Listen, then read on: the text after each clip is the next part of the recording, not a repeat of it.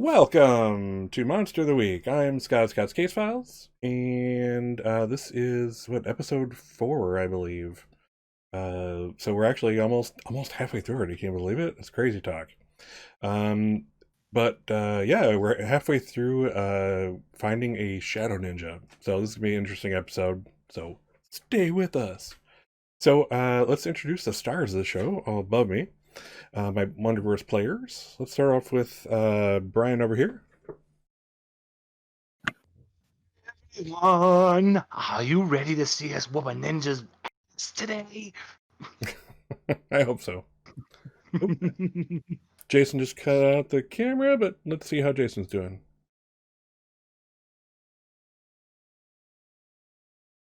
Hi, I'm Jason, and we are apparently bad at kidnapping. All right, we got Emily over here. Hello. And last but not least, Cassie.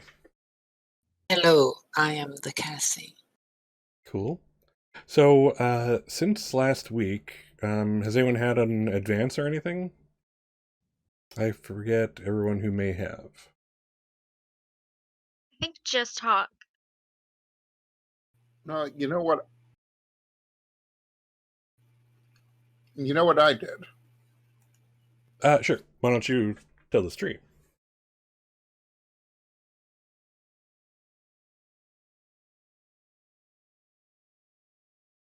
Took the Jessica Jones entry. Whenever I double talk my way into a secure location, I rolled charm and get to see what happens. Whether or not I don't leave any trace, I find what I want, I find something else. I don't piss anyone off. Yeah, I'll never choose that one. You aren't recognized. Cool. So a lot of cool options there. Again, we're seeing Hawk become much more of the face/fast talker than I maybe was originally intended, but that's cool. It's like always cool to see how the characters develop through the campaign. This is one of those things. Someone's got to do it. It might as well be Hawk. Hawk is not happy about having to do this. All right. Charles is very happy to make Hawk do this. better Hawk than Charles. Let's just put it that way. Yep. All right. Charles is not good with people. That's a way to put it. You know. Cool. So, all right. So let's. Where do we leave off? We left off with. Let's see here. We left off with Sophie Tanaka in her home in handcuffs, and everybody's kind of converging on her home, if I remember correctly. Yeah, Darcy and Charles were on their way over to her place where Duma and Hawk are. This poor woman in handcuffs. First time in this series that anyone's been in handcuffs, so let's hear it for that. I didn't think it would take this long for at least a player to be in handcuffs and in the back of a squad or something, but here we are. All right. So let's since this has been a great cliffhanger/intermission, let's say Darcy and Charles arrive. What do you do? Open or closed? Because if it's Yeah. closed, Charles is kicking down that door. Well, you can see that one side of the house, all the windows are blown out. Yeah. Charles is drop kicking the door open, so he like literally takes off and just. Darcy's like, but it's unlocked. Yeah, but it's unlocked. Or definitely when she sees the windows blown out, she goes, Duma was here. Duma was here. All right.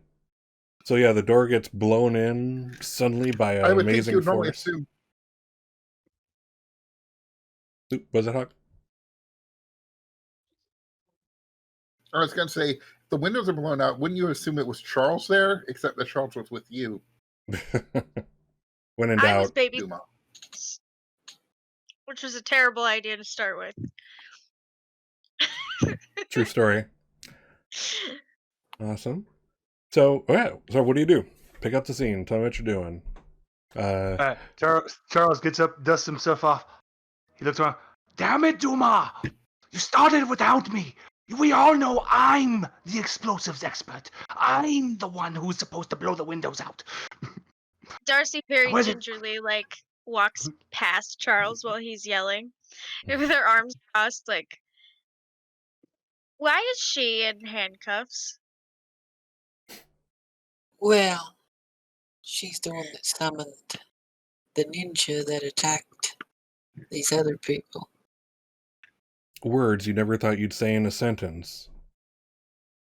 For 500. I didn't even know we had handcuffs. It's some kind of weird shadow ninja that protects their family line, and she summoned it to kill the people to get back this skull. We need to find the skull, I guess. She's sitting there on the sofa with her hands behind her and the handcuffs, and Sophie looks over and she's... I didn't mean for it to go quite this far. I just didn't know what to do. I just couldn't sit by and do nothing.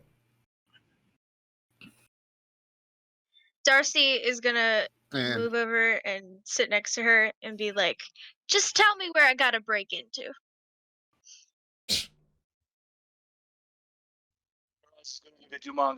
Have you tried slapping her yet?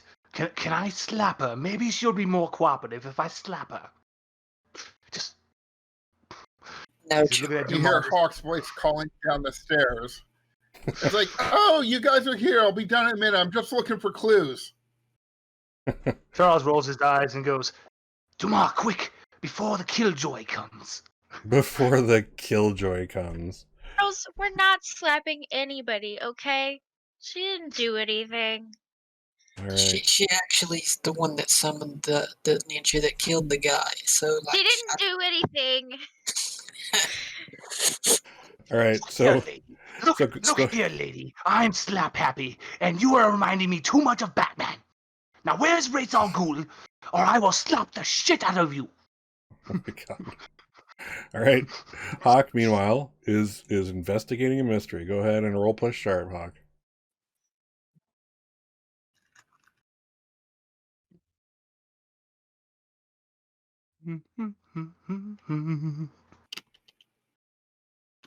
Ooh, a 9. All right. So hold 1. What's your question, Hawk?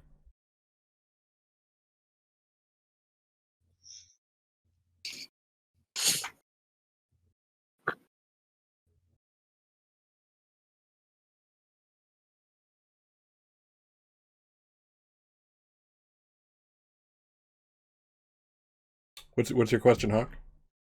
About how to banish this thing and get rid of it for good. So definitely need to figure out what would hurt it. What can hurt it? How do we get rid of it? What would hurt it? Okay. So, out of curiosity, does Hawk read any Japanese?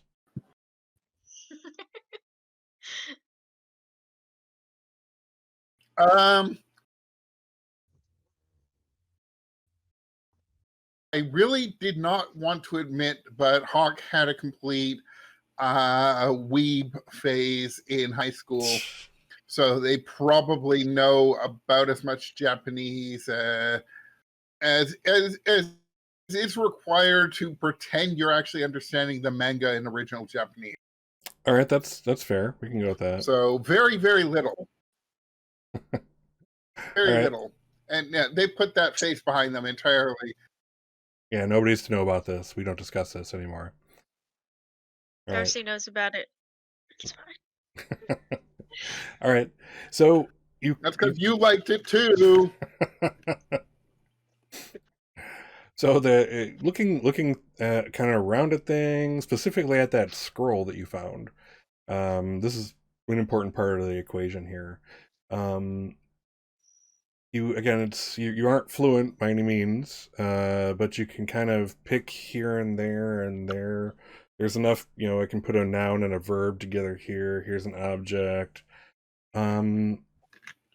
it looks like the only thing you kind of pick up on is the concept that when it's summoned, it can't be summoned with kind of direct light on the summoning area. It has to be shrouded. It has to be lights that give shadow. Shadows is very important here. So if you had to take a guess, again, bathing this thing in light is not what it likes.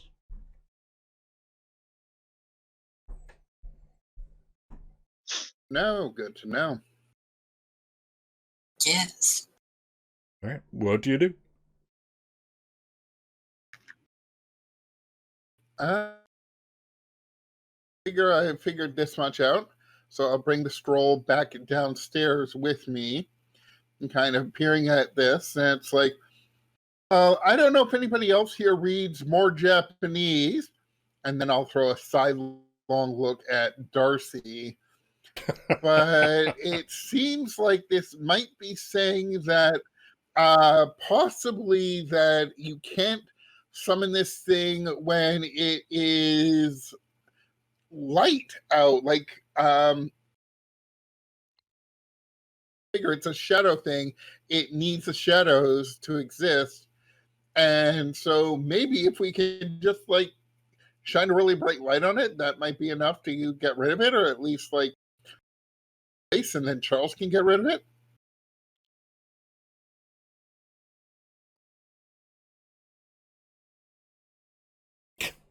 An idea. Let's blow up the house. That'll Okay, be a we're very not- large. We're not That'll, blowing that'll, this. hmm. Don't But- listen to him, but- sweetheart. Charles, It's just And do not Charles, talk to the weird explosives League are of not Shadows the first lady. plan. She makes me very nervous. Now listen, Darcy. What I'm not just talking about any old explosion. I'm talking about a big, grand napalm-like explosion, one that will have lots of bright light. okay. Now, we- Napalm, really? That's a bit much even for you. Let's chill. Oh, Didn't you but it's very just simple. take But like 4 Lexapro? Can you just? You're up here, I'm down here. Okay. So, yeah, Darcy, so- that's why I'm calling you Darcy. Now look, it's just a little stand and diesel fuel and me putting a big flame to it. Sophie Okay. Tanaka's just listening to this scene with mouth agape, like they're talking about blowing up my house for no apparent reason. I'm handcuffed. Are these really? I don't think these are really law people. That the whole law like facade is about to break. Oh, if you believed we were actually with the police, I'm going to slap the shit out of you. Charles, stop trying to slap me. Charles, Charles, let's go outside. This is going to be a custom move someday. The Charles shut up move. We'll have to figure Charles it just out pulls later. out he just pulls out his flask. He's just gonna drink. Fine, you come up with a Charles. better idea. Charles, Also, Duma Taking just turns like saying Charles. it just like Duma grabs Charles's arm and just try to lead him outside. No. Anyhow, Hawk will turn to Sophie and say, apologize for my associate's enthusiasm there. He spent far too many years on the demolitions team, and I mean, even though they got those big suits, your head can still get rattled if one goes off while you're in it. And so he's a bit uncontrollable, but he is the absolute best at what he does. don't worry. We won't let your house get blown up. Perhaps. Well, she stands up and she's now looking kind of defiant. Like, take these handcuffs off me. I'm calling the police. I'm calling the real police. It all goes off outside. Yeah. Miss Tanaka, was it? We're gonna get out of your hair, okay? Sorry to ruin your evening. And Darcy is like she's moving really quickly and like her hands are shaking a little bit, but she is like she's taking the handcuffs off of Sophie for sure. Or trying to before she realizes that Hawk has the key. Well, they've got the easy release built into them because they're novelty handcuffs. So Yeah, the little you would know how hit the they little Oh, button. okay. there's just a little. They have a little safety release sleeve. Okay. So she does, but They're it not takes her like real handcuffs. But yeah, it takes her like a little bit because she's like really shaky because Sophie just said something about calling the police and she's like, "Okay, time to go." oh, also, I have to wonder, why the hell does Darcy not have handcuffs? That's true. She might have like run off with a pair of handcuffs still attached to her at some point. Odds are fair on that one, I Yeah, think. because the handcuff keys are standardized. It's not like each pair has different keys. They all use the same key nationwide. All right. Charles So- is outside. Since Charles got pulled outside, he's outside on the side of the house looking for the main power line. So Hold Sophie, on. as soon as you let her off the handcuffs, she's marching straight past you for the phone, the house phone. Charles cuts the power. And All right. And the What lights you got? go out. Yeah. Here's the thinking though. There's no shadow. It's now just all dark. That's not a good There's no thing. shadow. But So, it seems like a good Dark, thing. shadow, It's are all they dark. kind of the same thing in terms of this? I don't know. We'll find out, I suppose. Maybe Charles didn't put enough thought into this plan, but this is a good plan. Dumas looks to Charles and just says, I think we're going to need some floodlights. Shows Dumas Maglite. Dumas, we are going to go after him. We will be the bait, and we will get it. We I mean- should try to find a place to set up. Maybe get some big floodlights, and then I can try maybe to summon it into the floodlights.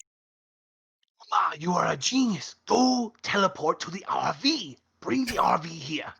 Bring the RV here, and I will start fighting the ninja. Look, I'm sorry. I just want to fight the ninja. Now Hawk, look, you're gonna bring the RV, and then as I battle him, you hit him with the headlights. I don't think the ninja is here right now. and as if on cue, Hawk, you feel fingers wrap around your shoulders, and then you feel suddenly cold. Like cold, Alright. cold to the bone, cold. Whip around and try to break out of the grip. No, you're already. You basically mark an experience, by the way. Oh. This is what you wanted, Jason. This foiled again. All right. As Sophie gets to a flashlight and shines at Darcy, and she sees Darcy. She sees no Hawk. Hawk? Hawk was literally in arm's reach of you a second ago. Oh no.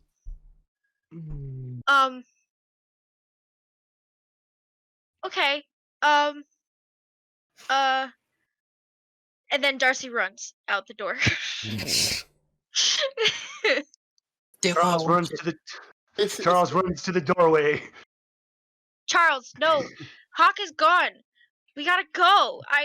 I don't know where she is. Oh my god, where This did is she the go? first time it's happened this game, but it's definitely not the first time this has happened in our history.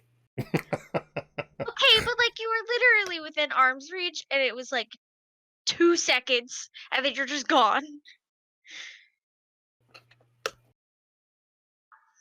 Charles is Anyhow, I'll gonna. be silent now. Charles is going to look at Darcy. Darcy, do you realize what has happened? We have brought the ninja to us. And now I'm going to go do battle. Starts his Okay, ripping but that's not his chainsaw. That's not a good thing. That's not a good thing. Do you want Hawk to get killed? He's going to fight it and battle it so Hawk does not get hurt. Yeah, Maybe and if she does get hurt, it's gonna be your fucking fault. it is going to And toughen her up. Darcy and It's going to Darcy toughen her up. Darcy shoves past Charles and goes to Dumas. And she says, Dumas, do you think that you could teleport us to wherever Hawk is? Hark. Like,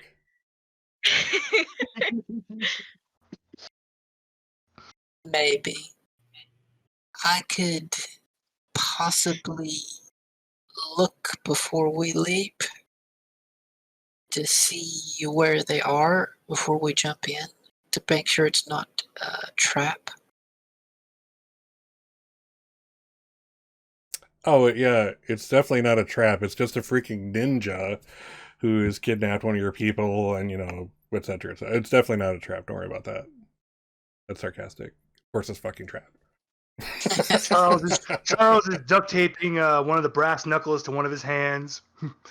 I'm going to smash a ninja's face. Hawk. Getting it. Yes. Meanwhile, Hawk, when you kind of regain sight and the cold goes away, you find yourself in it looks like the foyer of like a rather large house. You would almost have to call it a mansion. And it's generally dark. There's a big like stained glass window, and like the light of the moon is shining in, and that's pretty much the only light active right now. It's all very wood, very old school. Again, it wouldn't surprise you if this was, just, post Civil War, building type of thing. But yeah, it's like all sorts of there's antiques, there's definitely, I mean, you're even, your eye, you've been around Darcy enough to know what really good stuff looks like, take the good stuff type of thing. And there's a lot of good stuff here. And you kind of, as you kind of get your bearings back, you see that the shadow ninja that you actually saw is kind of milling around behind you, scatters something on the floor in front of the doorway, that kind of thing, and kind of half paying attention to you, half not.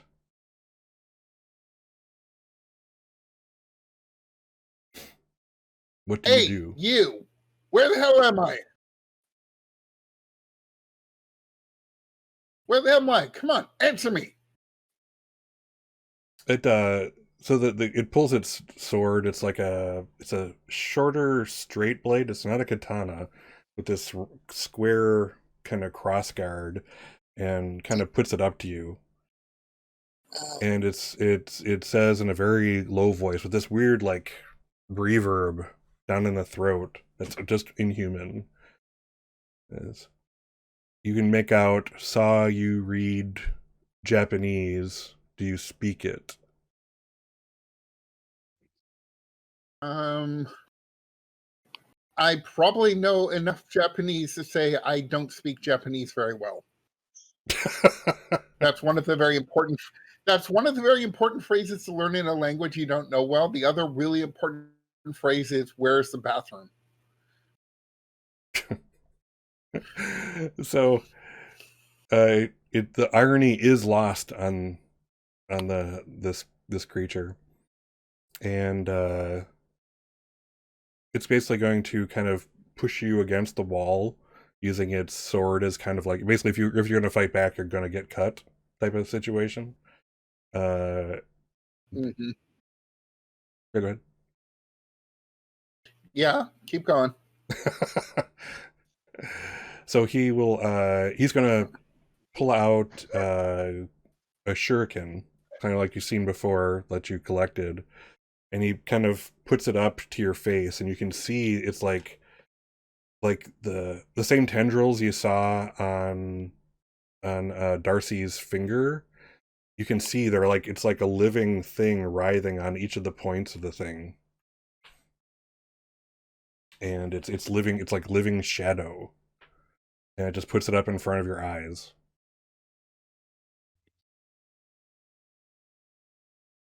What do you do? Good, not good at all. I'll kind of prompt you that he's going to speak Japanese, and you tell me if you're understanding it. How about that? Sure. Okay. In Japanese, he'll say, Okay, then. yeah, he'll say basically something to the effect, again, you tell me if you understand or not, but something to the effect of,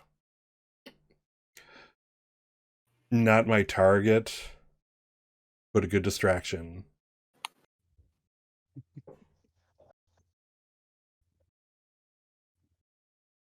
And in Japanese, I'll just keep saying no, no, no, no, no, no, no, no, no.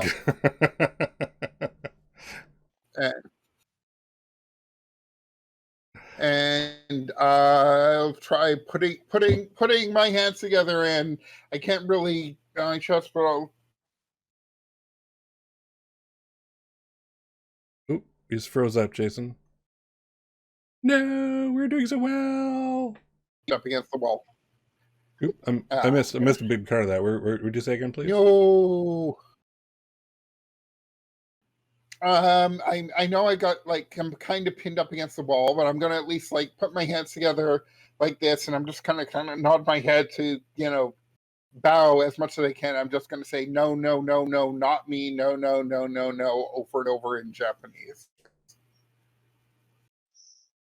Yeah, you can't see, because this is a full-on, just like the movies, ninja gi type of situation. You can't see his face very much, except for that slit of his eyes. But there is some kind of maniacal grin, and with that, he slices your face with that shuriken. And then as soon as he does that, he's gone. I'll give you an option to react if you like, though.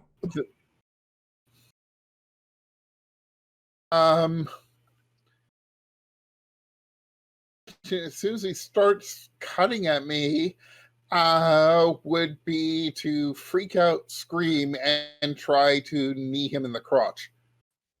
Okay. What's your goal here? To hurt him or get away?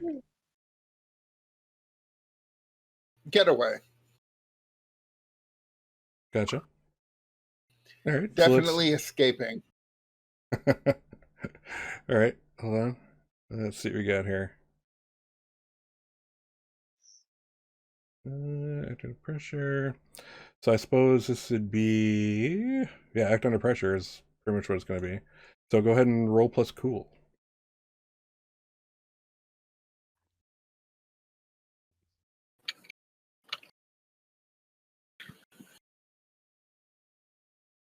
Six. Oh. All right. You get cut, and then again but by the time your knee comes up, he's already gone. And it hurts. It hurts. You'll actually be screaming in pain as you take one harm. And it doesn't, you can actually, like, if you put your hand to the cut, it's not bleeding even, but you can feel like those veiny things popping up. They're like, it's as if the blood vessels in your face are expanding, and you can actually like feel them. It's 3D now type of situation. Gross. And Damn it. Yeah, and it seems like you're alone in the house, you think at first, but kind of through your pain you hear someone upstairs. And it sounds, and it's speaking English. Boy. So it's not your assailant.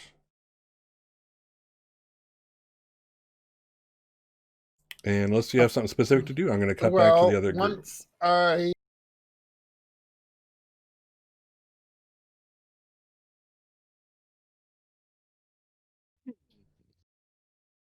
Oop, I can't hear you, buddy. All right, go for it. Okay, cool. All right, so we'll leave you there. You're getting it hurts. It feels like acid almost through your skin. All right, so we're back to the other group. What are you doing? Dumas plan to basically go back to the RV. Just a flat surface, somewhat near there, away from the police if they might come. And she wants to take out like 5 pieces of quartz, small candle, and light it, and basically use it to observe another time or place, and like figure out like where Hawk is and what's happening. Okay, so the thing is, you'll need to tell me what place that is. Well, I want to observe. Can I try to observe where Hawk is? No. It's a place, not a person location. So you have to actually tell me what this place is. Because we don't know where it is. Mm.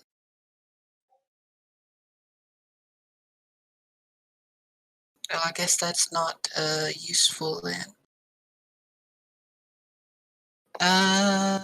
Let's see. Well, I guess we're gonna chase after them then, because that's the only other thing I can think about. Okay, so you're gonna rejoin Darcy and Charles?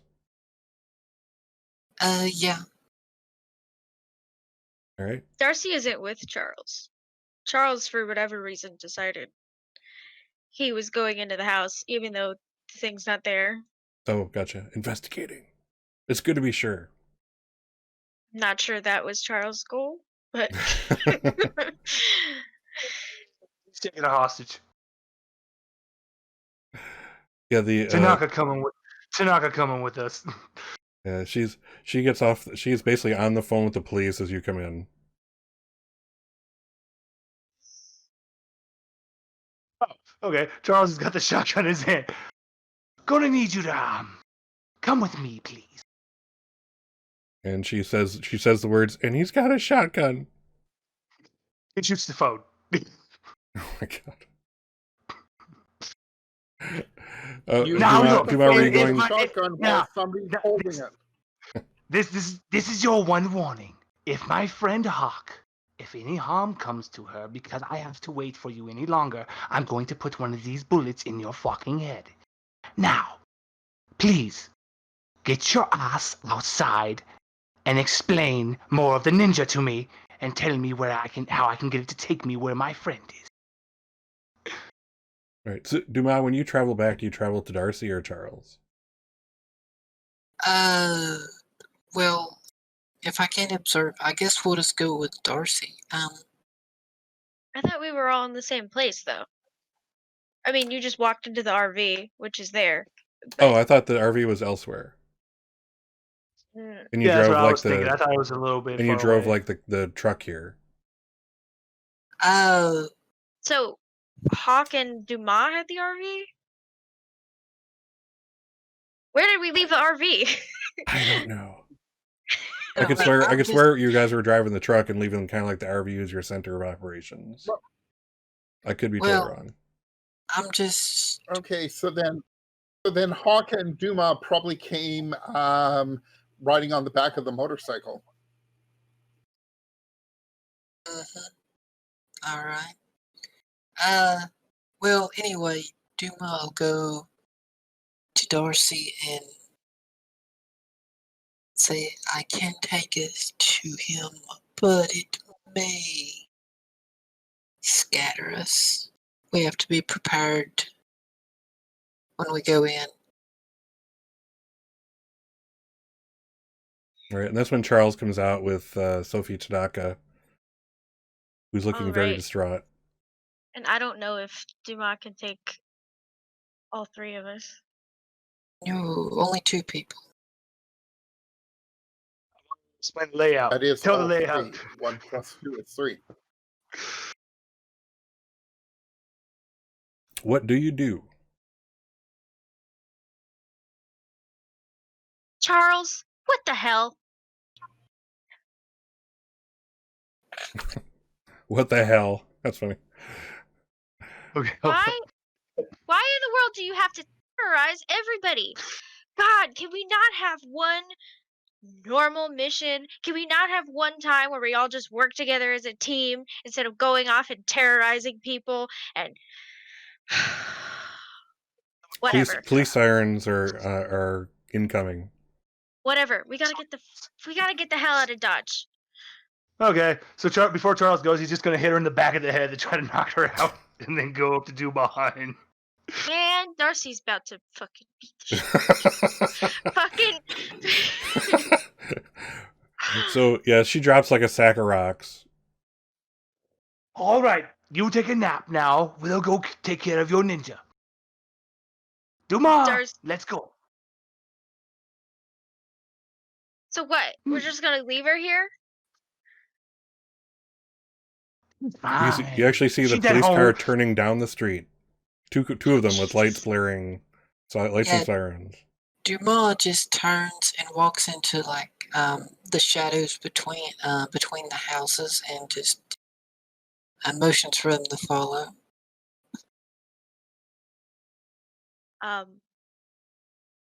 Darcy does pause for a second, sort of debating between like going with them and leaving this woman that Charles assaulted for no reason, or or staying with her and making sure that she's okay, but she ends up following Dumas. Charles is happily behind. He looks at Darcy and says, she kind of fell funny. Oh, jeez. All right, Dumas, roll plus weird. Okay, Charles, you're nonsense. You're nonsense.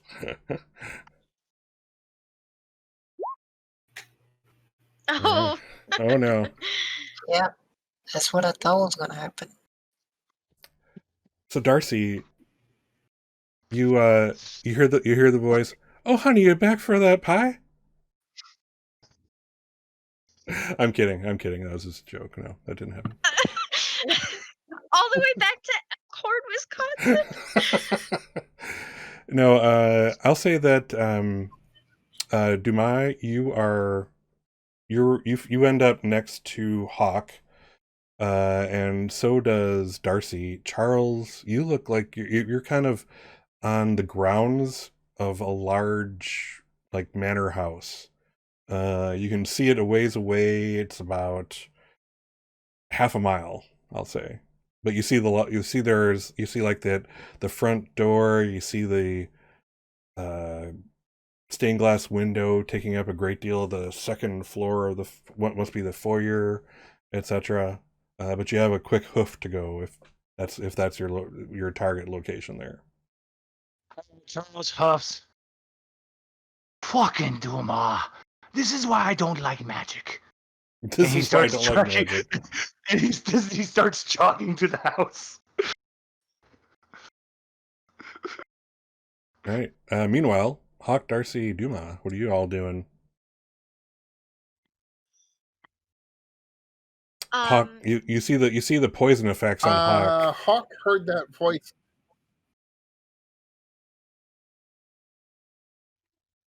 I'm so sorry, Hawk. Oop, Hawk, you cut out there. Still not quite back. I missed what you said there. You cut out. Oh, sorry about that. So yeah, Darcy, Dumas, and Hawk are together. Everyone sees the quite obvious effects of the poison spreading on Hawk's face. Hawk, take another point of harm. You're at 2 harm now.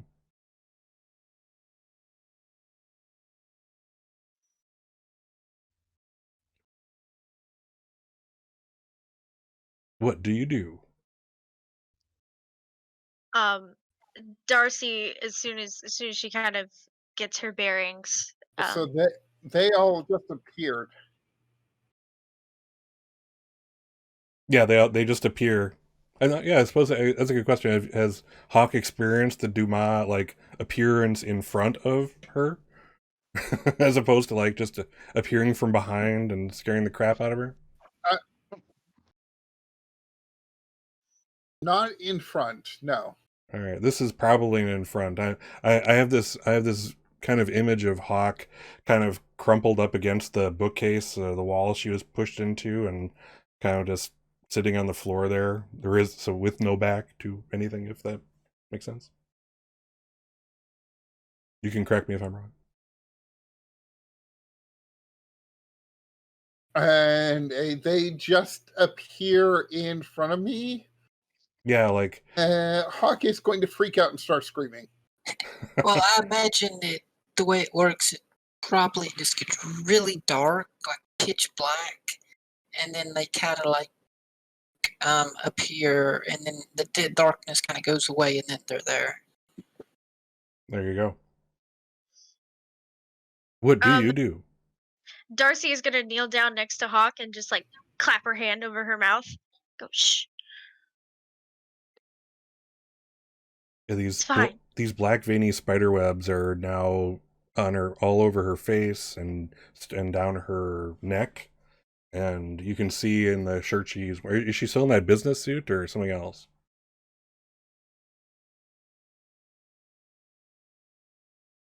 She would have been in the suit because, she was in the suit to interrogate Sophie and Right. went from there. So, yeah. Yeah, okay. Yeah, so you kind of see the veins run down to like the top of the shirt that she's wearing with that business suit. Oh, Jesus, Hawk. What'd you get into now? Dumas just looks around a bit and then looks down to Hawk. Looks like you encountered the corruption again. Can you, Dumas? Can you do your like magic-y stuff? I can try. This looks like a more advanced case.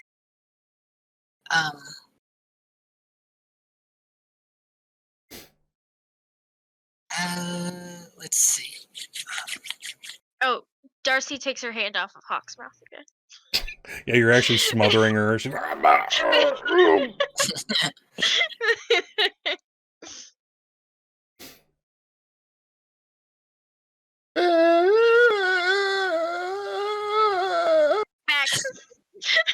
Okay. all right. So what is Dumas doing then?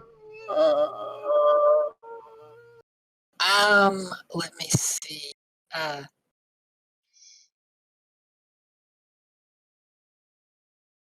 see.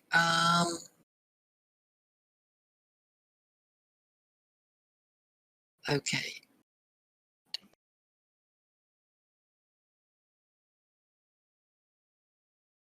No pressure. Hawk's just slowly dying in front of you.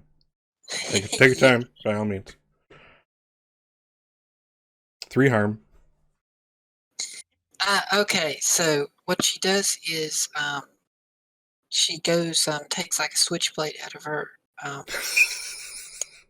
out of her pocket. She goes to pulls down the shoulder and she kind of just makes a small cut like down at her shoulder and just like touches the blood that comes out and just tries to like pull the corruption out through the cut. Darcy's gonna go, what the fuck? All right. So, what was that? Are you using magic? It sounds like. Am I interpreting that Yes. correctly? All right. Roll plus weird. Cross your fingers. God. I can't look. I can't look. Oh, this is gonna go badly, I assure you. Dumas is very unhappy with this. Is very unhappy with this. Okay. 8. That's okay. So it works imperfectly. Choose your effect and a glitch. So I'm assuming the effect is you want to neutralize a poison. Yes. Okay, and what's the glitch you're gonna choose?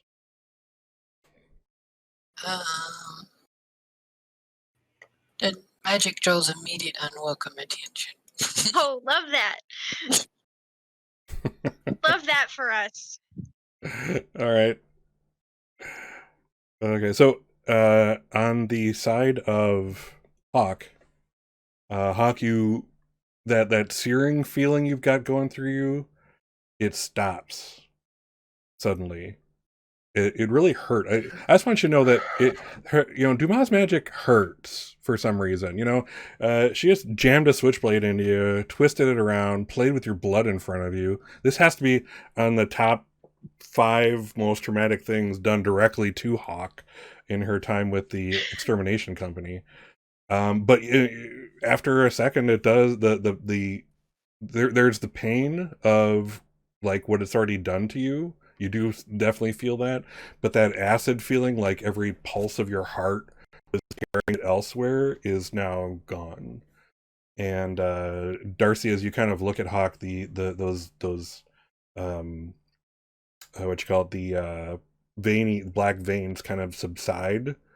They're still there. You have to kind of look hard, but it looks like it's subsiding. Yeah, Dumas will definitely try to like clean up Hawk a little bit, like grab their like the other shoulder and look into their eyes and say like, "It's gone now. Try to calm down." And she'll just and then maybe just try to pull her into a hug. Okay. So With also, Darcy in between. yeah. So while you're doing that, Dumas, roll act under pressure. So roll plus cool, and simultaneously, I'll say that Charles, after this roll is complete, will kick in the door or do whatever he does.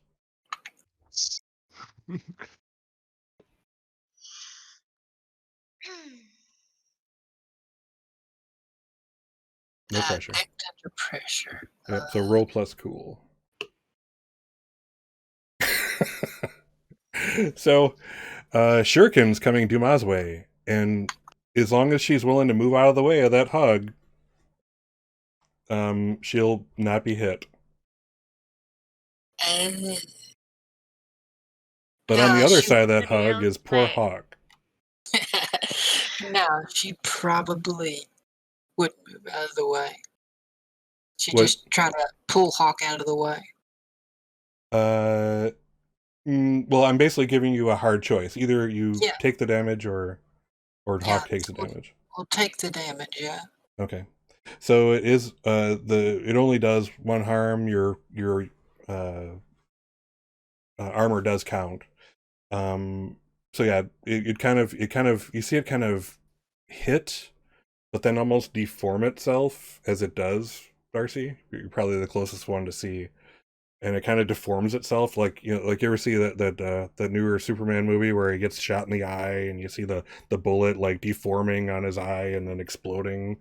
That's kind of what it looks like when the shuriken hits Dumas' shoulder, and then it kind of right next to Darcy in the wall, the shuriken embeds what's left of itself, and that's when Charles kicks in the door.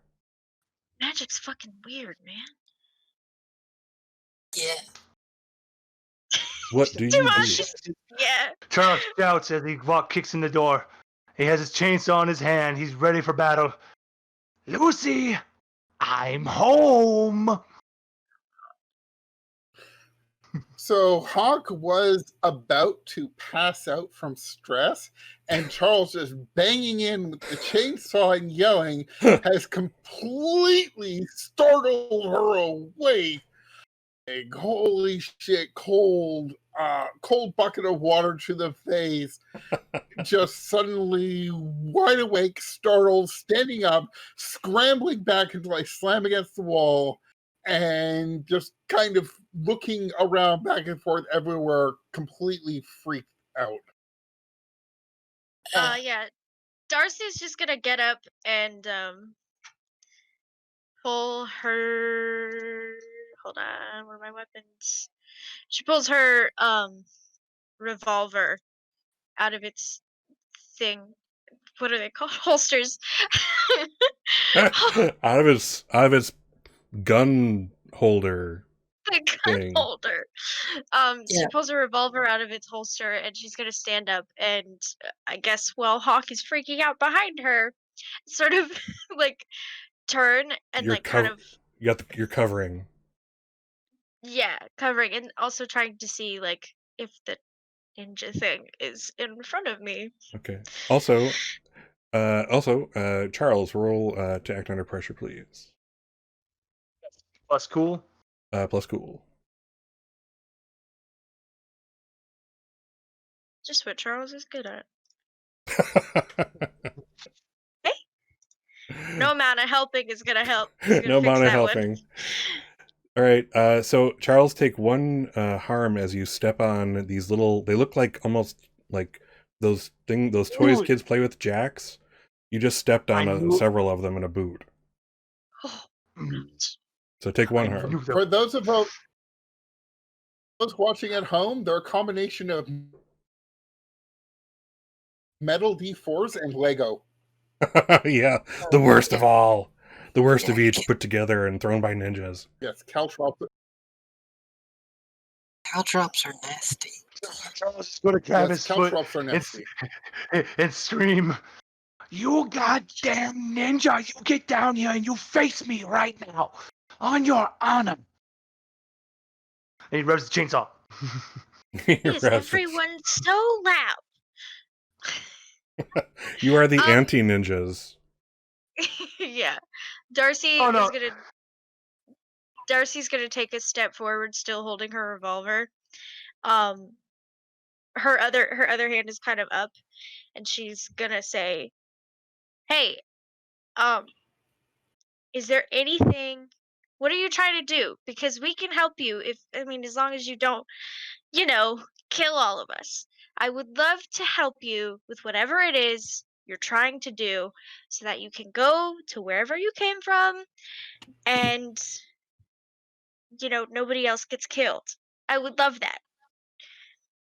If you could do that for me, that'd be great." Darcy, do you speak Japanese? According to, Jason kind of established the in the head fiction canon, that, yeah. that we were both weebs at I one point. didn't. It Well, I dawns on didn't you as you're say you speaking were. that You were this the one. the character does not understand English. It dawns on you as you're kind of making your plea.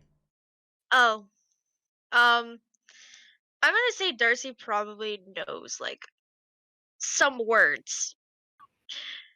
Maybe not a whole lot, but like just a couple things that she's picked up. Um, I'm gonna say she probably in Japanese says like "I help" and like gestures out, and that's Okay. So, there's as I said, you're kind of like in this foyer on the first floor. It's one of those areas where there are like 3 stories to this place, and up to 2 of them are kind of like open to this foyer. So you have your stairway up that's kind of right in front of you, and there's a door in the front there, and the door opens up, and a woman gets pushed out. A woman you've not met.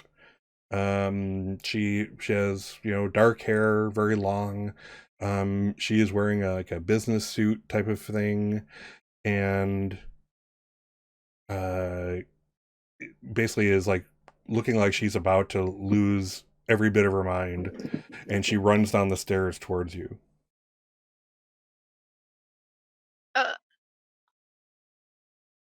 um And by you I mean y'all. Okay. You are now a singular group, forged by stress into one. Well- She's charging at us, right? Okay, Charles is just going to simply just stick out his arm like this. Duma Stuff like wanted that. to try to like pull Hawk to the side, and where she was like looking into Hawk's eyes, and she says like focus, and she just like said take a deep breath and focus, and I'm just trying to like use soothe on Hawk. Sure. Let's take a look at that. I don't think we've actually used that before, have we? All right. So when you talk to someone for a few seconds in a quiet voice, you can calm them down, blocking any panic, anger, or other negative emotions they have. This works even if the thing that freaked them out is still present, as long as your voice can be heard. Cool. So, yeah, that happens. That sounds good. So Hawk will be chill. Hawk, you do feel this, this sudden sense of relaxation kind of wave over you as you hear the words from Dumas. I'm going to say it almost feels like a drug effect for a second. Like so the sense of euphoria and relaxation just kind of comes over you like a wave of warm water.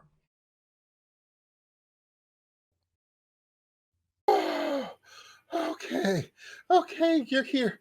I am safe now. Yeah, and I'm just kind of gonna drape my arms around your neck and kind of half collapse into you. Safe now. You'll keep me safe. I'm safe now. Safe. Safe in the Dumas arms has of a acquired a hawk. lady. Put it in her pocket.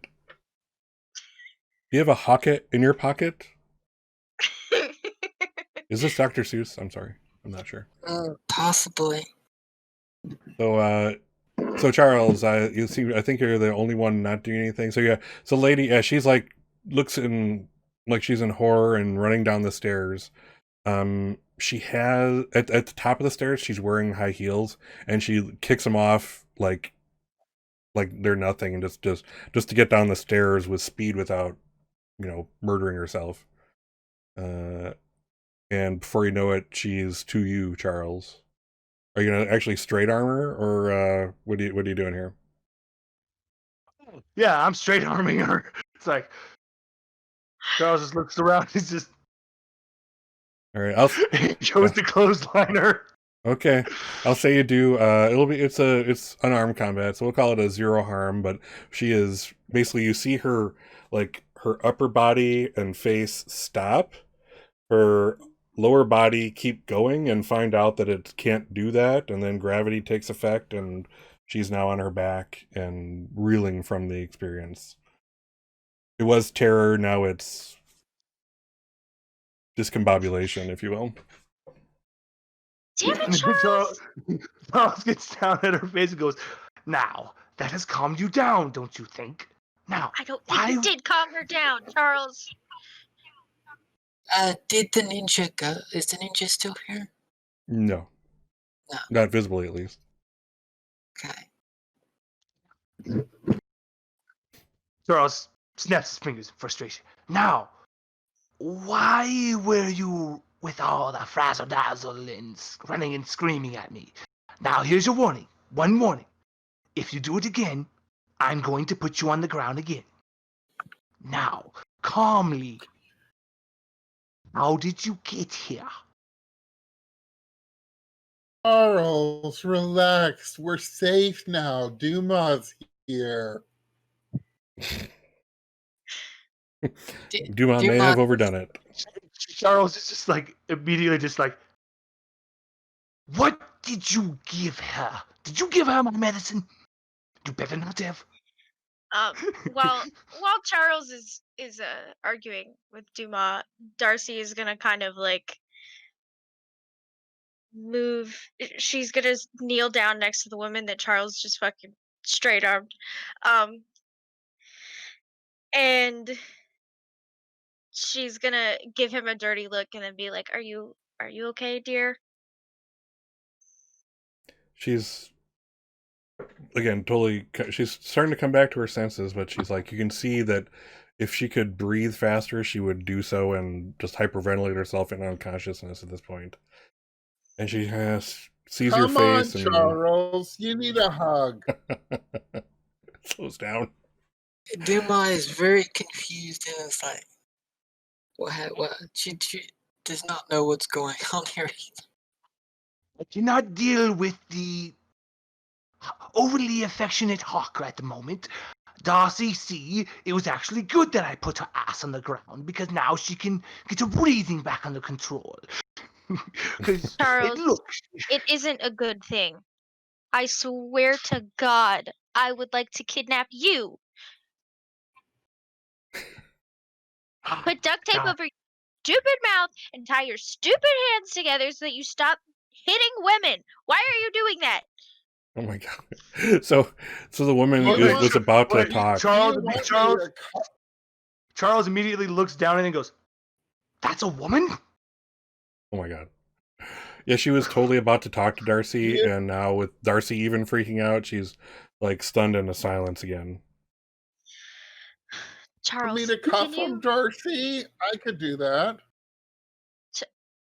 Okay, uh, what is happening? Charles, can you please just go over there? And she gestures to the other side of the foyer. Just let me talk to her, okay? Because you are not helping.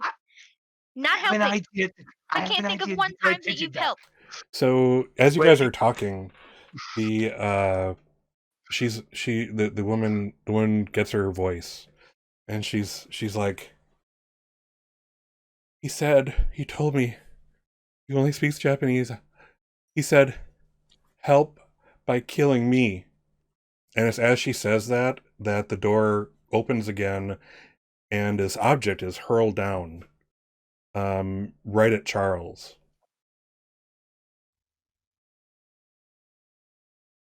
What does Charles do?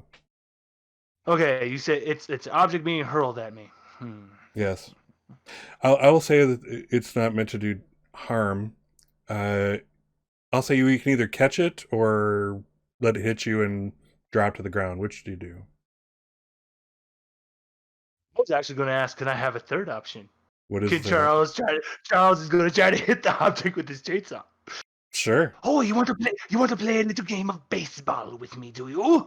All right. Yes, you he's, can. he's going to swing it.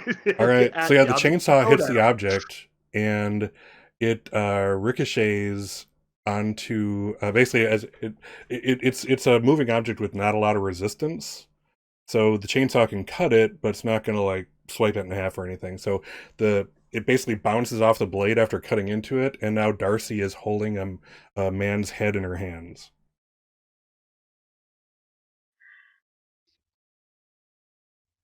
That's been severed quite cleanly. Looks like a laser straight cut. Oh, okay. Darcy like sort of gingerly sets the head to the side, and then kind of crouches like she's about to get up, and then she says, "Where's the skull? You have to tell me where it is, or you might, you know, She lose sees your head." she sees the head in your hands, and just she loses it again. Unless you calm her in some fashion, there is no possible way she is communicating with you in the next couple minutes.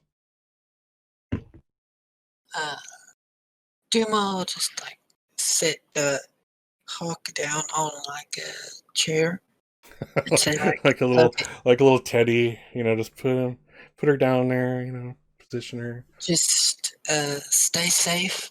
Let me see if I can't calm this woman down.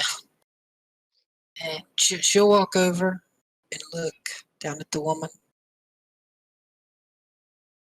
Can you give me your name, please? She says, are you starting your soothing talk as of now? Yes. Okay. I'll say that just the beginning of it at least is enough for her to calm down enough to tell you that she's Victoria Guff. Oh, Hawk is definitely going to take action now that Dumas looked away. Preferably the action that nobody else is going to notice. What is that? I'm going to go and figure out where this. I mean, I could see where the head came from. It was thrown from a certain point. I'm going to go there. Well, I suppose the column has a negative effect of taking away your terror response, which keeps other animals alive, that kind of thing. All right. So, okay. Yeah. I'll at least let you make it at least partway up the about 3/4 way up the stairs before anybody noticed. Duma, what are you? So you continuing your soft words to Vanessa? Yeah.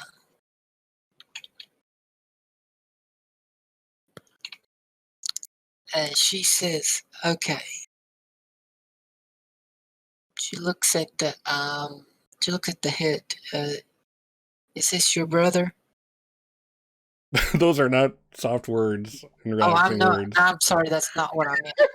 Is this Yeah, your that's not brother? triggering this move, by the way. So That's now not. she's That's back in not. hysterics. No, They should just let Charles go with his plan. I really should not have did that. I really should not have did that. Charles would have just killed her already. Like, Okay. Hey, look, Charles was only planning to punch her because he figured physical violence got her back to normal before. So if he punches her in the head again, she'll go back to normal.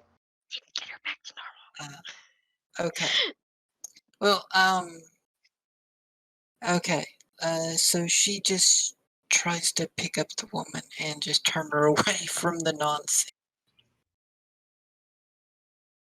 And just, and she looks to Darcy as, we need to protect this woman, otherwise she's. Charles, at this point, you notice that Hawk just about has her hand on the doorknob of that door that the head flew out of.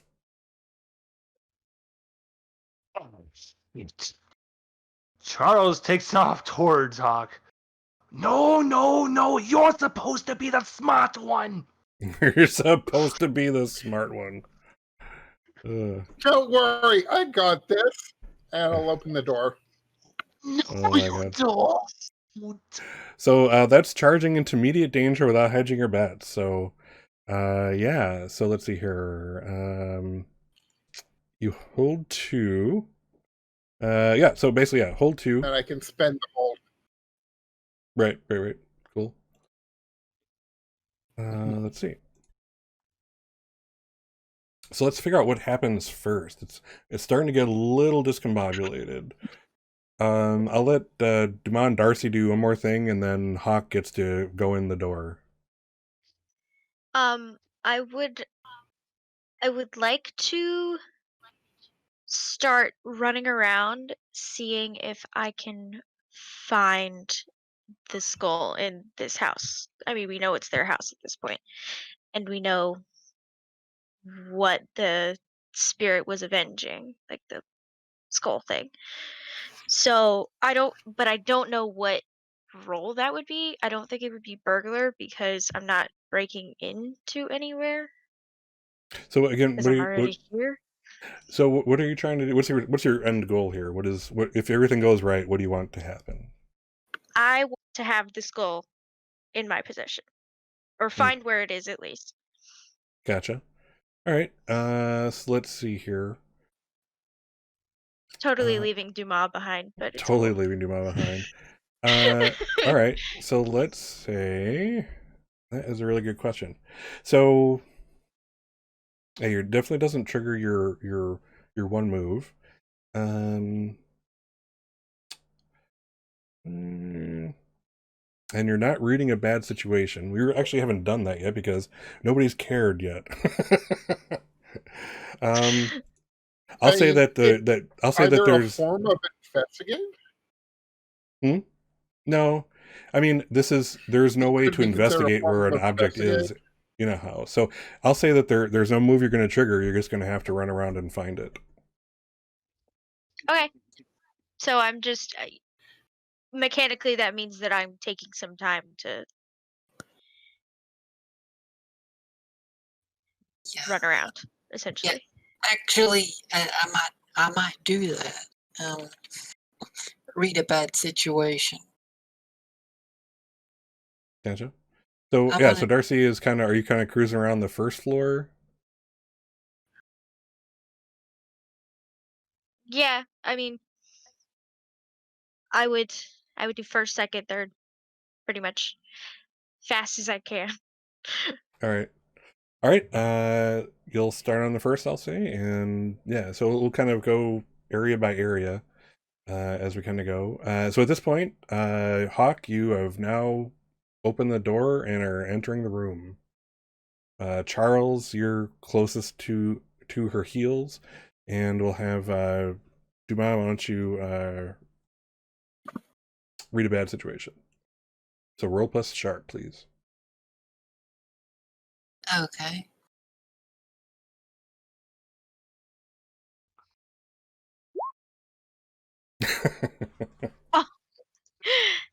Yeah. It So just gets worse. Nope, all good here. so let's see here. Take that experience. Well, yeah, she's just trying to protect the woman from the ninja. Well, I'll say that so and this is just kind of just me as the keeper working with a miss. So just as again, I've tried to make this kind of a learning experience for any viewer, etc. So it's a miss. Reading a bad situation, one of the things is like that you can ask is what is the biggest threat? I'm going to say that for whatever reason, you think that the lady might actually be the ninja. You're getting the vibe. I knew it. Ninja are masters of disguise. I was totally gonna blow her head off, but I thought Darcy was gonna get mad at me. Yeah, Darcy might have just left you here in Illinois. Yeah. She can Alright. do that. All right, She Hawk. is evil. That woman is evil. Hawk, you're in the room now. The first thing you see Okay. is there's like I would say like two candelabras, one on each side of this room. It's a large room. Well, I wouldn't say large. I would say maybe I don't know, 30 feet square. That medium to large in such a mansion type thing. But you're in some kind of den. There's bookcases and stuff. On each side, you see a candelabra with like 4 or 5 candles. That's the only light sources in the room. And you see in the far area, the ninja is facing you and standing over the body of a man in a suit. The tie, apparently the cut was so fast the tie is still perfectly aligned on what's left of the stump of his neck. And the ninja is standing there wiping his blade off on his kind of like on the crease of his shoulder or his elbow rather. I'll give Hawk a chance to do something, and then Charles will be right behind. Hawk, what are you doing? I am going to grab one of those lit candelabras and brandish it in front of me like a peasant with a torch and pitchfork in the old movie. All right, that's doable. Charles, you burst in a room, seeing something like a scene out of like Frankenstein's monster, as the Dr. Frankenstein is trying to hold the monster who's afraid of fire at bay, but the ninja doesn't seem to be reacting too much to that. Looks left, right, left, right. He takes off to go try and tackle the ninja. Okay. Basically do like one of those running spears, and he's gonna hold onto it and just keep running. All right. His idea, he just wants to take off with it. All right. Well, seems I think the move that best comes over that is just kicking some ass. You're trying to basically take control of them and theoretically inflict harm. Go ahead and roll plus tough. Meanwhile, Hawk is holding up her trusty candelabra. And in my other hand, I have the handgun. That was bad. Okay. I'm good. Oh I'm my using luck, gosh. Charles. I'm using Maybe luck. it's a good thing I haven't rolled. So, all right. So let's see here. I'm gonna use a luck to change that roll. Oh, are you? Okay. Yes, I am. All right. So, all right. So I believe that makes it a 10 plus. So, what is the advantage you're going to take, or the extra effect rather? Okay, so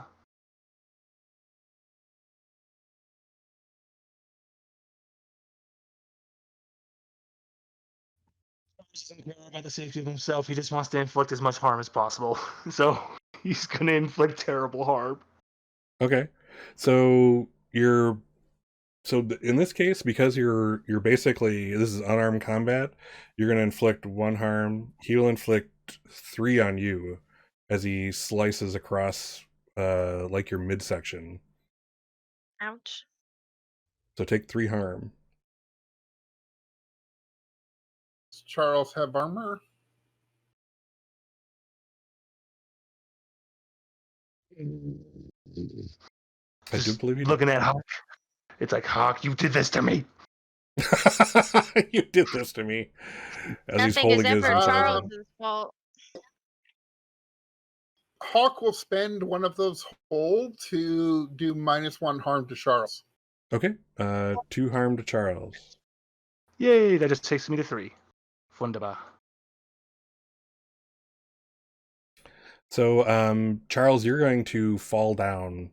That's going to be the harm effect of taking that swipe. You're basically going to fall backwards.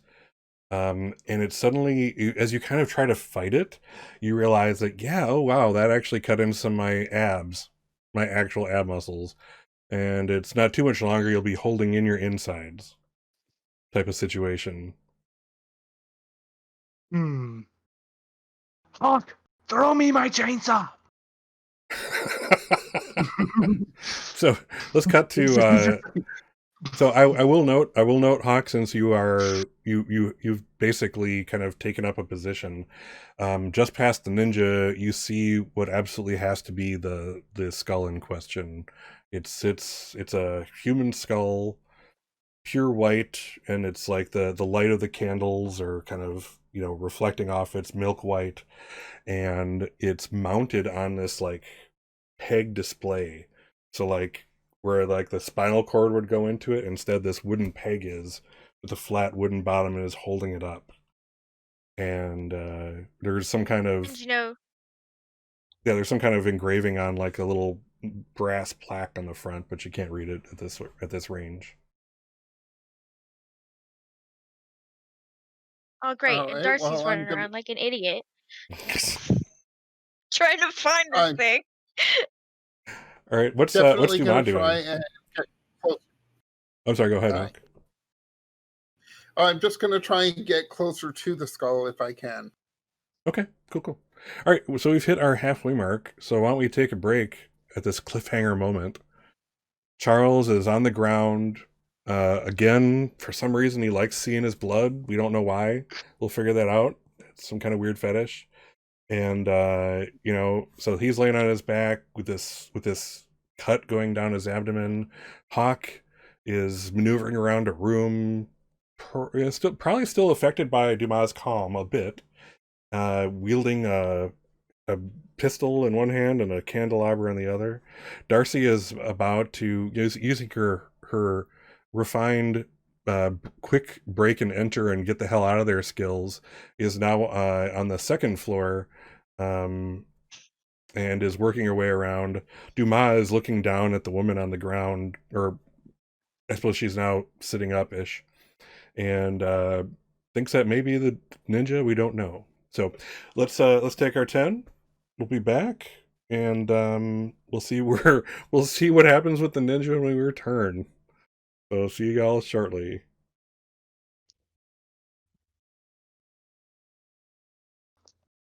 All right, and we are back. So quite a bit of action going on here. Looking forward to seeing how this all turns out.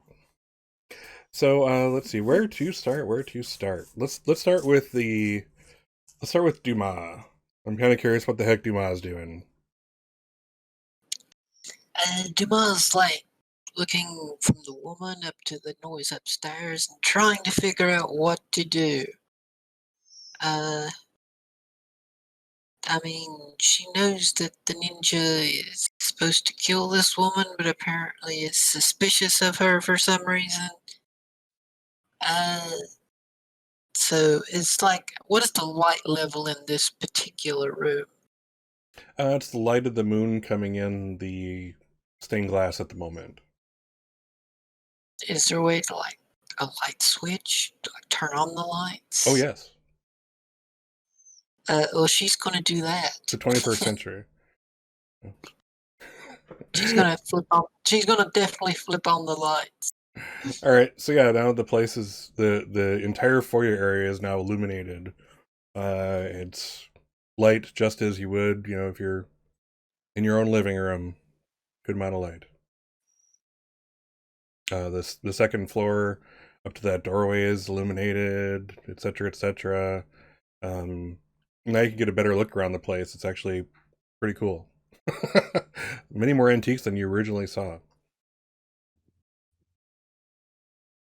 Okay, but how many have we not destroyed yet?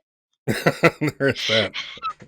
And she'll say to the woman, I think the ninja's upstairs. Can you stay near the light? She kind of looks at you and, yes. It's a little mousy yes. That's about all she can get out of herself. Well, okay. And then she'll probably go up to where all the noise is. Okay, speaking of which, I want to see if Darcy can get involved here. What's Darcy doing now that she's on the second floor? She actually sees Dumas physically going upstairs through that towards that doorway, it would seem. What is Darcy doing? Was the door left open? Yes, I don't think Charles closes doors behind him when he charges in. So he's not that. He doesn't have that kind of etiquette. There's like horror story etiquette where you're calm about that, and this is not. That's not Charles. He's more of a burster inner, that type of thing. So yes, the door is actually open and will not close functionally again for some time.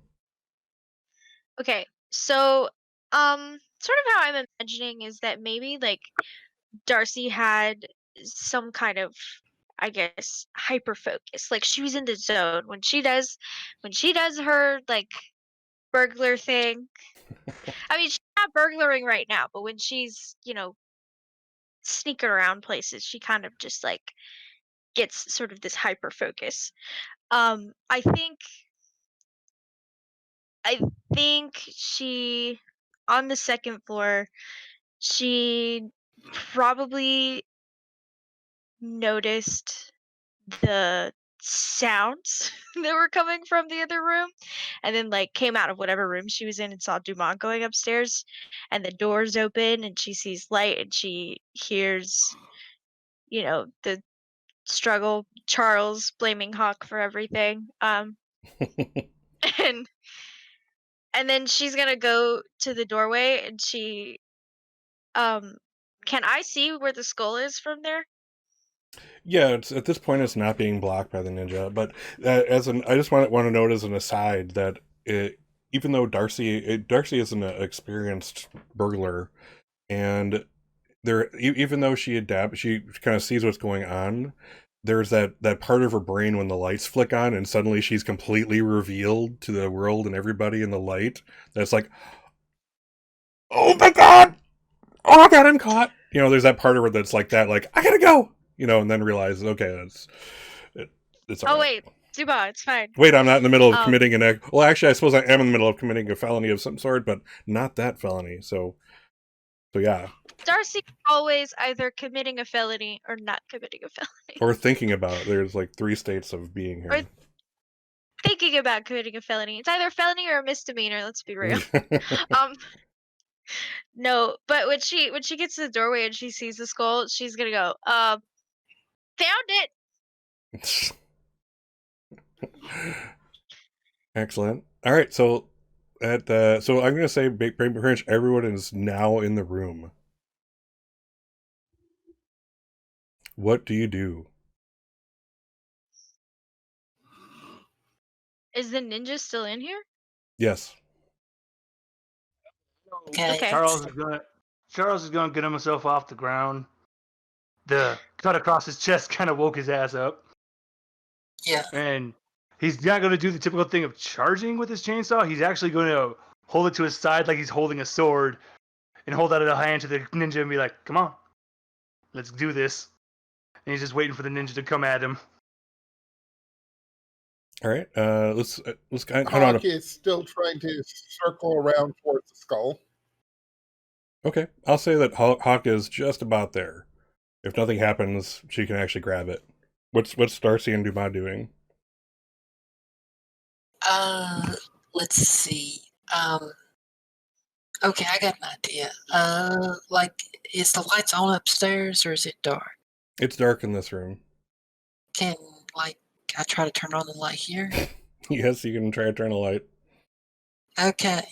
So I want to flip on the light, and then it says that, and I want to try to use the light as a way to trap it here, and to use magic. Interesting. So let's see here. Okay, so basically the light turns on, and now everything is illuminated. There's can lights above, and that kind of thing. And now this room is lit as well as normal as any room could be lit. Yeah, I want to I want to focus on the light and just make it shine really bright to try to trap it here. Interesting. Yeah, let's go for it. Why not? All right, so go ahead and roll plus weird. Let's use some magic.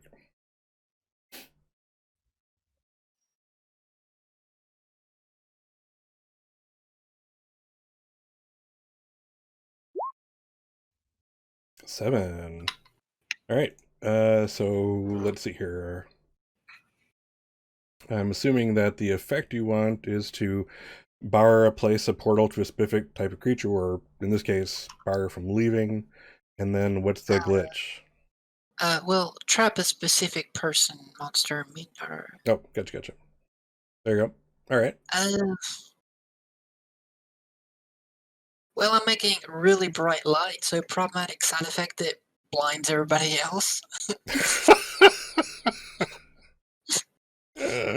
Oh, yeah. Good times were had by all. Cool. All right, so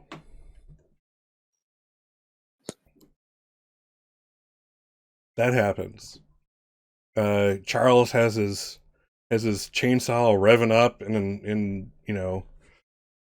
sword mode. Darcy is going in the room. Hawk is trying to take that skull, probably has it at this point. I'm actually going to say that the effect of the light coming on, Hawk like grabs it, and then it like basically tumbles out of her fingers and hits the ground, detaches from its little peg, and starts rolling towards Darcy. I'm gonna grab it.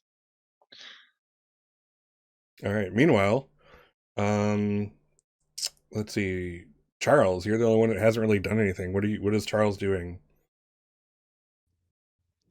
Now I'm really blinded. God damn it.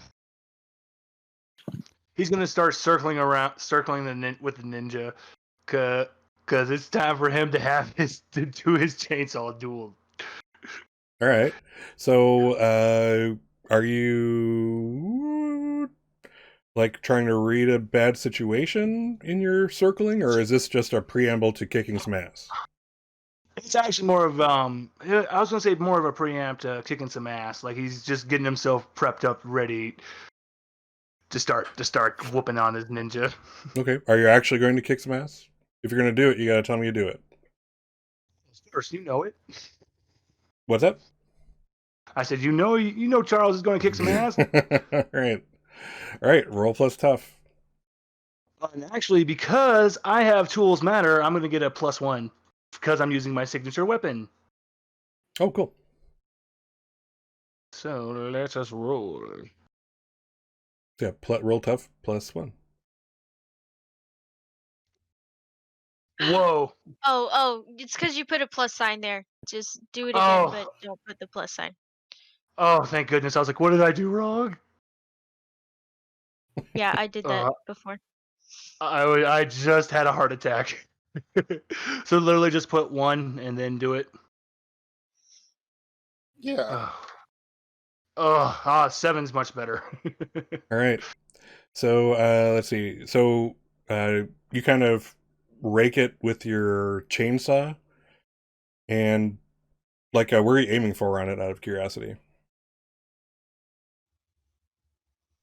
Hold on, I'm actually doing realistic thinking. It's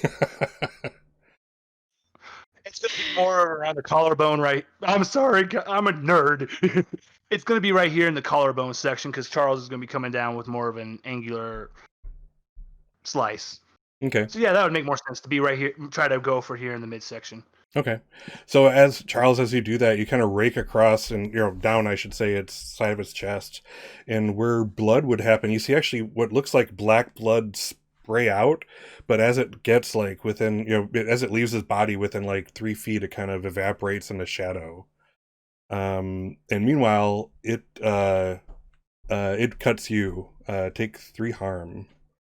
You're now gonna be pretty much holding in your guts right now. You are disemboweled for all intents and purposes. Yeah, I will use my remaining hold for -1 harm, So that'll Okay. be another +2.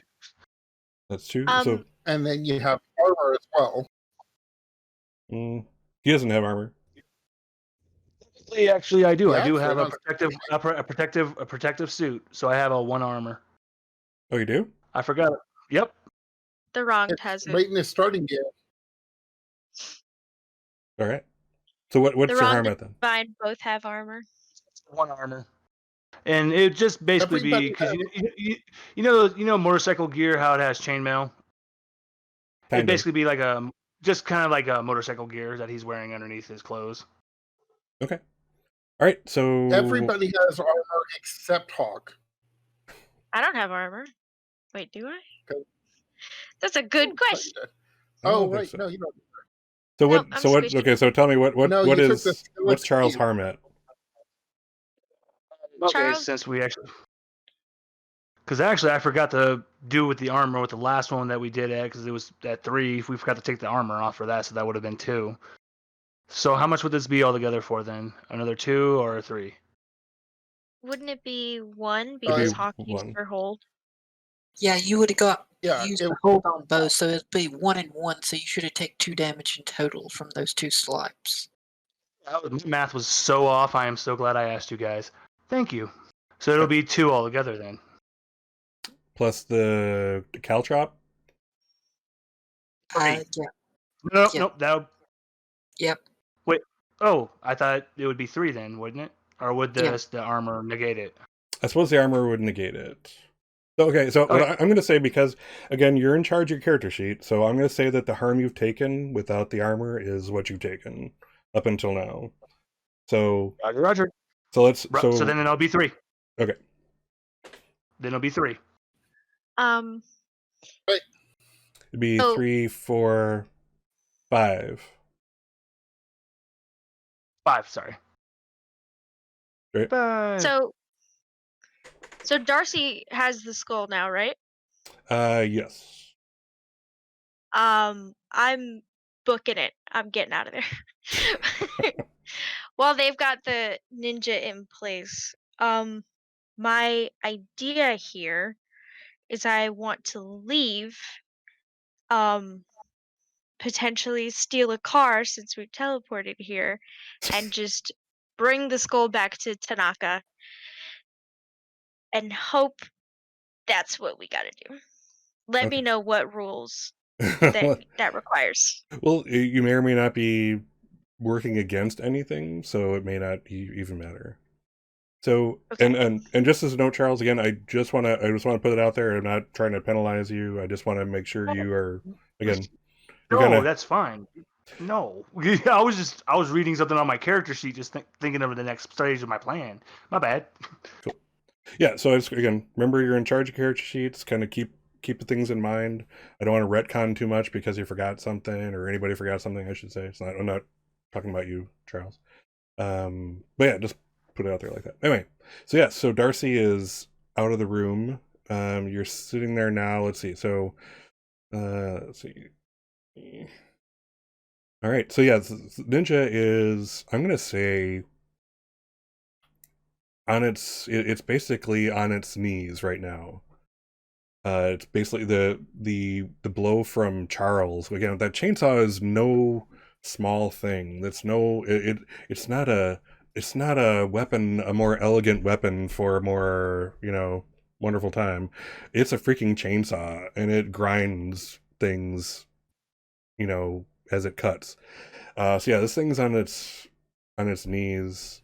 I'll give Hawk or Dumas, you have a chance to act if you'd like. Well, if we're gonna defeat this thing, yeah, Dumas will just step up and just like the golden glyphs on her like leather gloves shining, and just like crack it right up the head. All right. It's hard as you can. Okay, kick some ass.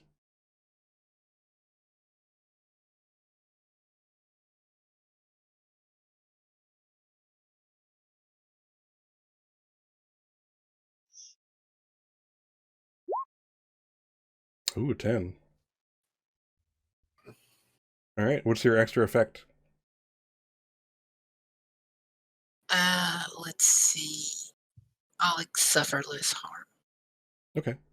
So yeah, and the only reason I'm really actually having to roll kick some ass is because he's might be on his knees, but he's not defenseless yet.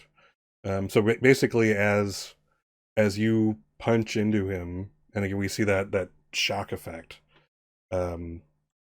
The his sword kind of goes up into your belly, and you kind of lock eyes for a second, and after that moment like passes again, you ever notice like when you're in danger or whatever, time slows down? There's that slowdown of time as you both kind of lock eyes, and you can almost see like if he was able to at this point he would bow to you, but instead he is kind of pushed backwards into Hawk, and by the time the ninja would have actually fallen into Hawk, he's basically dissipated into shadow that's now covering Hawk and then drifts on past her.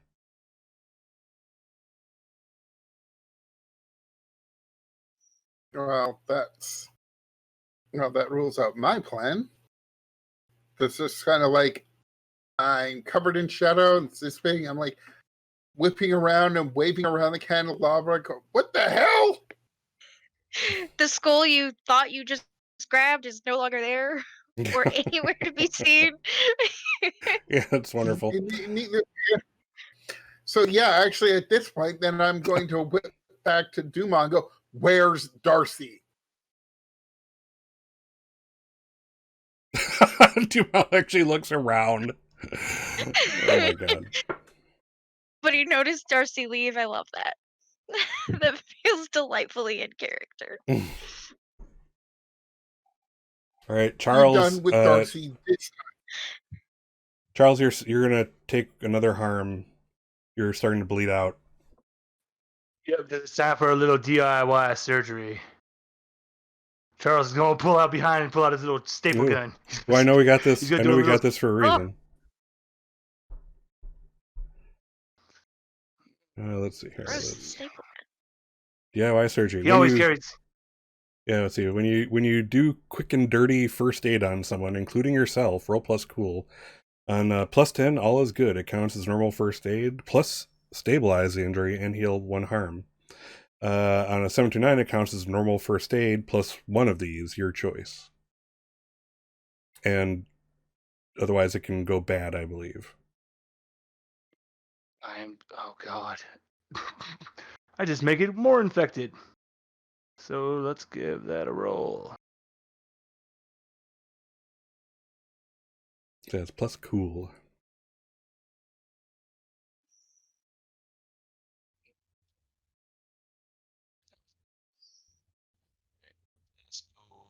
There we go. No pressure. There's always pressure. Oh no. And by the way, have you been marking experience? Yes. Yeah, Okay. no, I have been.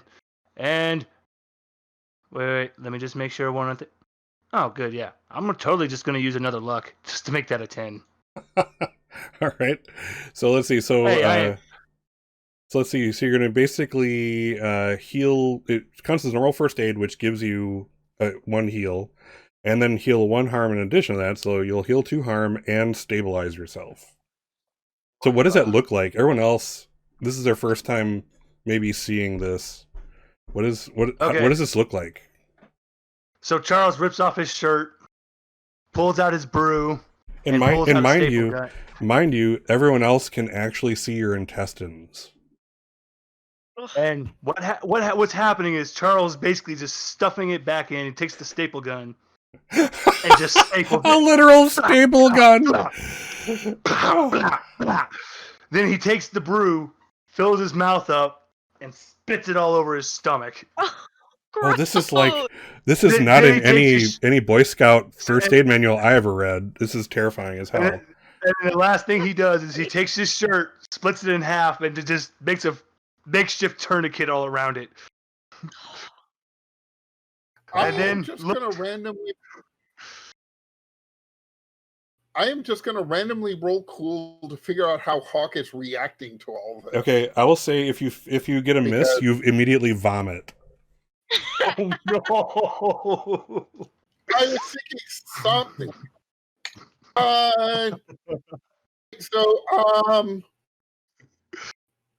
I am going to turn away and start retching, but not actually vomit.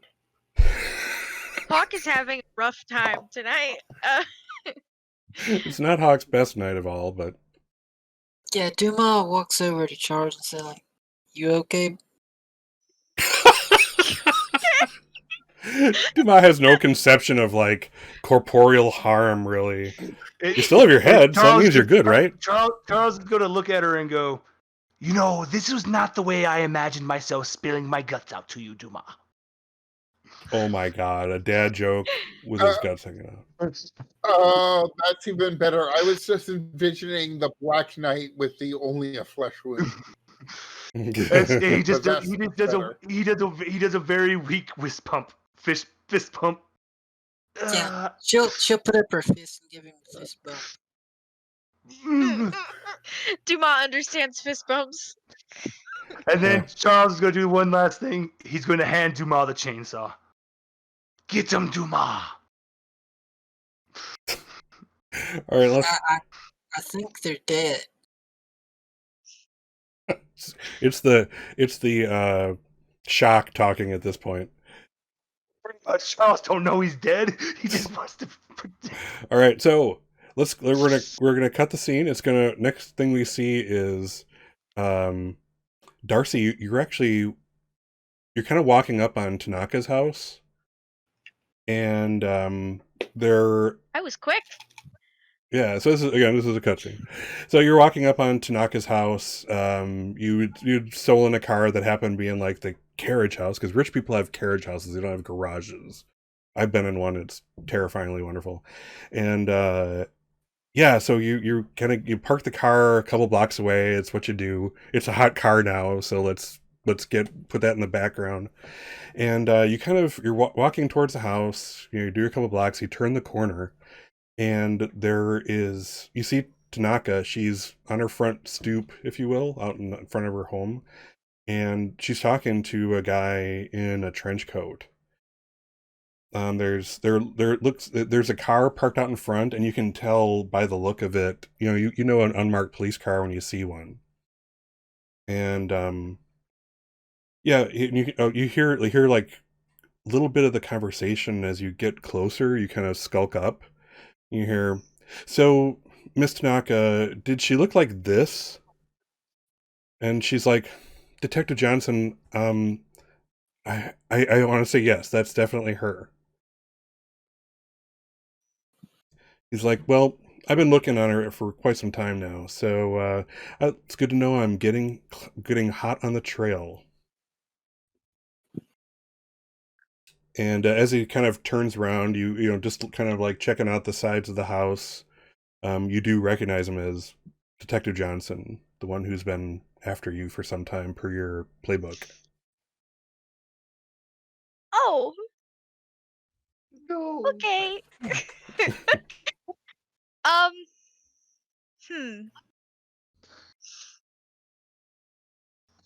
So I want to get this back to her because that feels like the right thing to do, obviously. But I don't, I don't want to be arrested either. So, Yeah, she actually invites him in, and they go in. The door closes.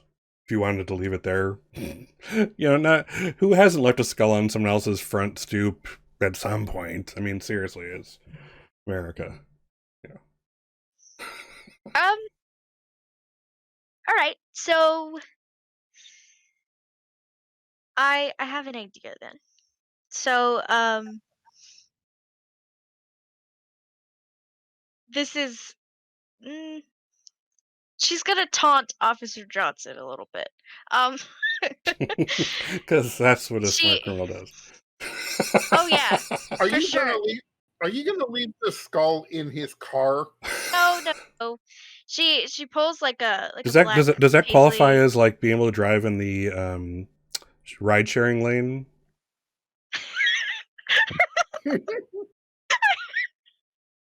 Oh jeez. Okay. Um. um. Darcy's gonna pull out a black paisley bandana from like her back pocket or something. I don't know. She works on cars. She has them. um.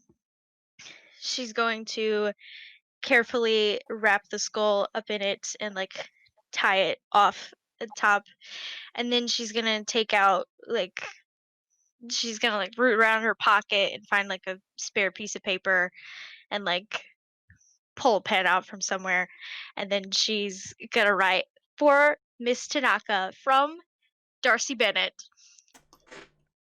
and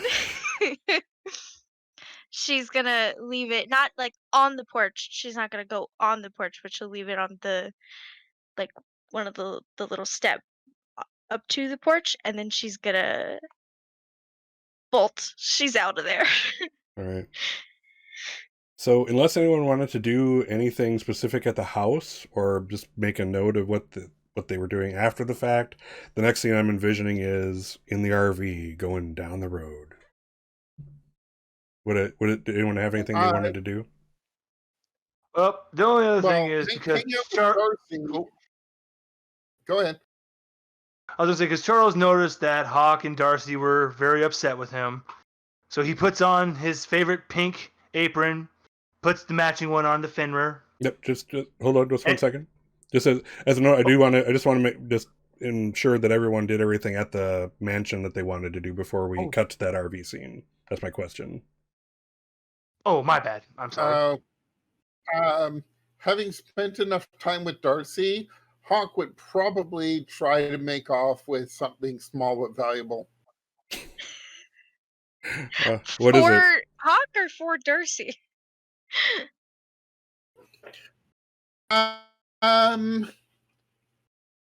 Ultimately, we're going to fence it. The money's going to go towards the crew, but mostly to show it off to Darcy and go, see, look, I'm still actually cool, really. All right. How about that candelabra you were wielding? It's solid silver. Oh, that sounds lovely. We might not even fence that. Just keep it up somewhere. All right, Dumas, is there anything you wanted to do, or are we cutting to that RV scene? I imagine she'll just commiserate with Charles as they're both like beat to shit. And she'll try to like lift him up and put her arm over his shoulder and like help him walk down. Aw. It's Bonding. it's a buddy criminal scene, kind of. Charles will just look at Dumas and go, at least you're still my friend. All right, and now we cut to the RV where Charles is wearing a pink apron with Fenrir wearing a matching one, if I recall. And he is baking up a storm right now. He's got a cake that's terribly decorated. That's got cheaply written on there, "Don't be mad." Don't be mad. He's got cookies. He's got everything. He's big. He's just all right, Fenrir. Operation make everyone not hate me. Does at this point does does Charles have like a stencil, a "Do not be mad at me" stencil that he uses for these cakes? Since I mean, it's hard to keep drawing it. Might as well just plop this thing on, spray on the stuff, and it's already there. Don't waste time. Yeah, he's got a pre-made stencil that's he's got two of them. One that's "Don't be mad," and the other one is "Forgive me." He figures that "Don't be mad" It is covers it appropriate all for right now. I love that he's doing this in the RV where like everyone knows what he's doing, but but he's like, Operation Make Them Not Mad at Me. So And yes, yes, of course, he's blasting Donna Summers. He's got she works Last hard for her Dance money. playing right or- now. I was gonna say Last Dance is playing right now. And he's grooving with Finra. Come on, Finra, feel that beat. Get going. So and what is he making? A cake and cookies? He's making cakes, cookies, and some cupcakes that he's trying to make look like ninja stars, but they're coming out as terrible squares. So yeah, this is again, this might be Charles's custom move, like the makeup move. So I don't want to take any. I don't want to take any. What's what I'm looking for? Help me out here. Where people can make decisions for themselves. Agency. Agency. I don't want to take anyone's agency, so I'll have to think on that one, and get back to you on that. But that sounds like it could be a custom move. But in the meantime, you do. Everyone else in the RV, as you're cruising down the road, you smell that sweet, sweet, wonderful smell of baked goods, and probably, maybe, it calms your anger and frustration a bit. You think of home, think of mom, think of dad, because dad's cooked stuff too, as we well know, since Charles. Yeah, it's like they're. I have to imagine that with this crew of monster freaking hunters, that the subtle niceties mean something. Like the smell of baked goods, like safety again for a little while, type of thing. What's everybody doing?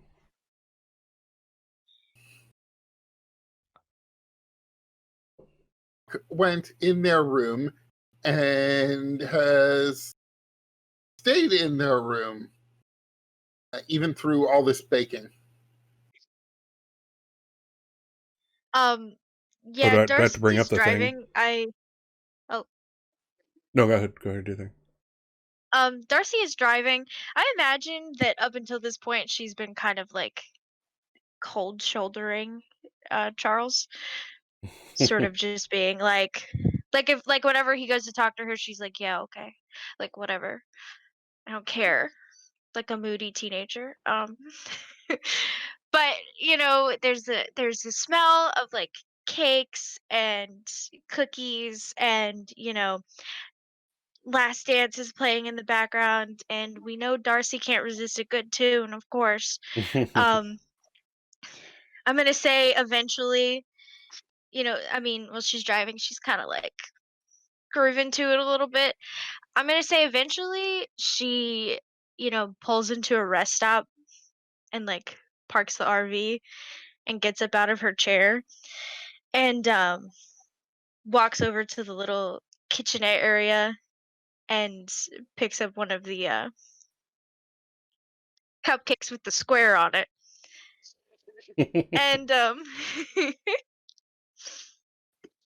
and then she gives Charles a big smile and goes, "Thanks, man," as if to say all is forgiven without saying I forgive you.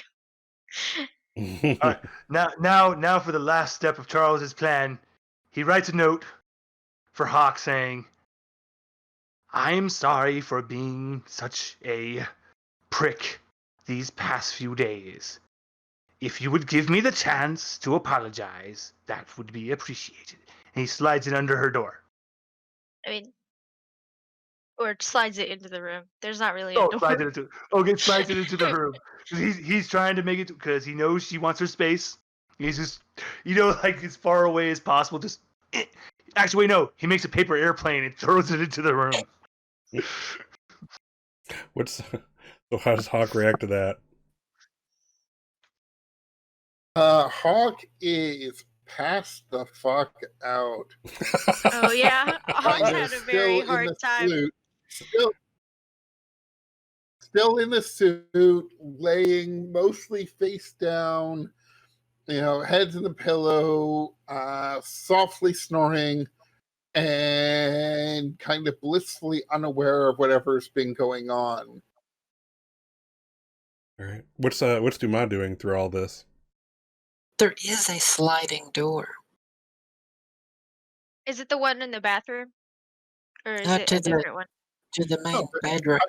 it's Oh, on the map to the bedroom, yeah. So I would have had closed the door. So, oh, okay. Then back to just sliding it underneath the door. Then So- She'll Fair find a surprise for her when she regains consciousness. What's Dumas doing now? Then? nobody. Yeah, in that case, nobody knows Hawk is actually asleep. Come in and look. Do they hear the snoring? Is Hawk a No, loud it's snore? pretty soft. It's pretty a demure snore as snores go. That's okay. I think Duval's probably taking a shower. I heard shh, taking a shit. Jesus, we don't need to know that. But yes, shower is acceptable.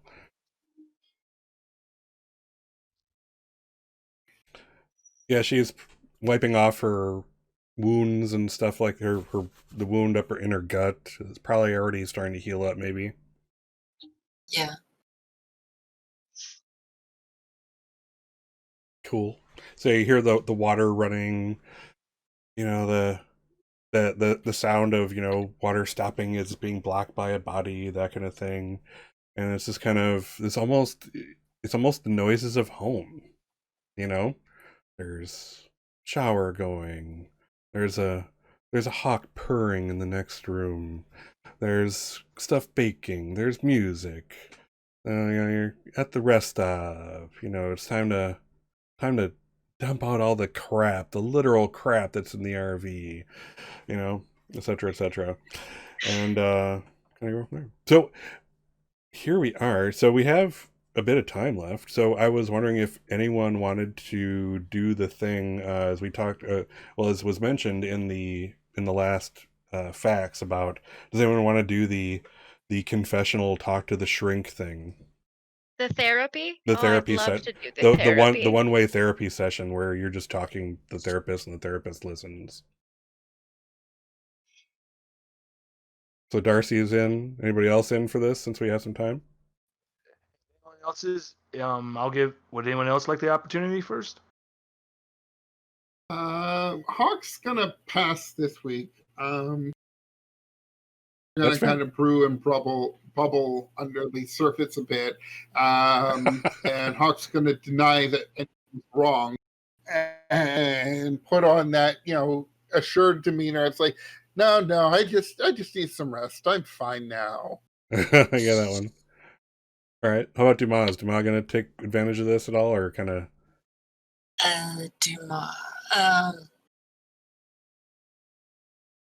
Sure, if I can think of something. Okay. Well, let's see. Who wants to go? Let's start with Darcy or Charles. Who wants to go first? Would you like to go first, Darcy? All right, Darcy, go. So yeah. So like Love let's to go first. yeah. So Do we have? yeah. So basically, when you do this, it'll be again. This is all anomalous time. So when this happens, it's likely in the Hawk back area where there's privacy, and sometime after Hawk wakes up, etc., etc. And there's like a webcam and a laptop computer, a Chromebook type of thing that you guys are monster hunters, not computer experts, so make it easy. And then basically all you see is like you see a therapist. In this case, it looks like kind of a middle-aged woman, kind of salt and pepper hair done up in a bun, very business suit looking type of professionalism going on here.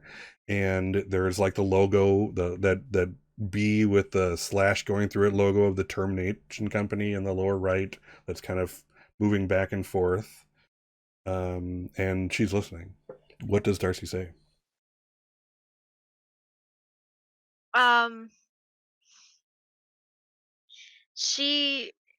Darcy kind of like, sits in front of this laptop, and it's a little, I mean, she feels a little awkward. I mean, she's not she's not the heart on your sleeve kind of person. Um, but after a minute she goes, "Are you gonna ask about my mom or something? I hear the therapists always ask about your mom. And when I was a teenager and my dad took me to see a shrink, they always wanted to talk about my mom. Are you gonna do that?" She kind of leans forward, apparently also not like a computer user. At least she has to be like close to the microphone for it to work right. She's like, well, you do seem to be talking about your mother. Maybe that's something you want to talk about? No, I don't want to talk about her. She's dead. How did she die? Cancer, I guess. That's a Something. that's a strange notion of guessing that your mother died of cancer. Is it a mystery to you?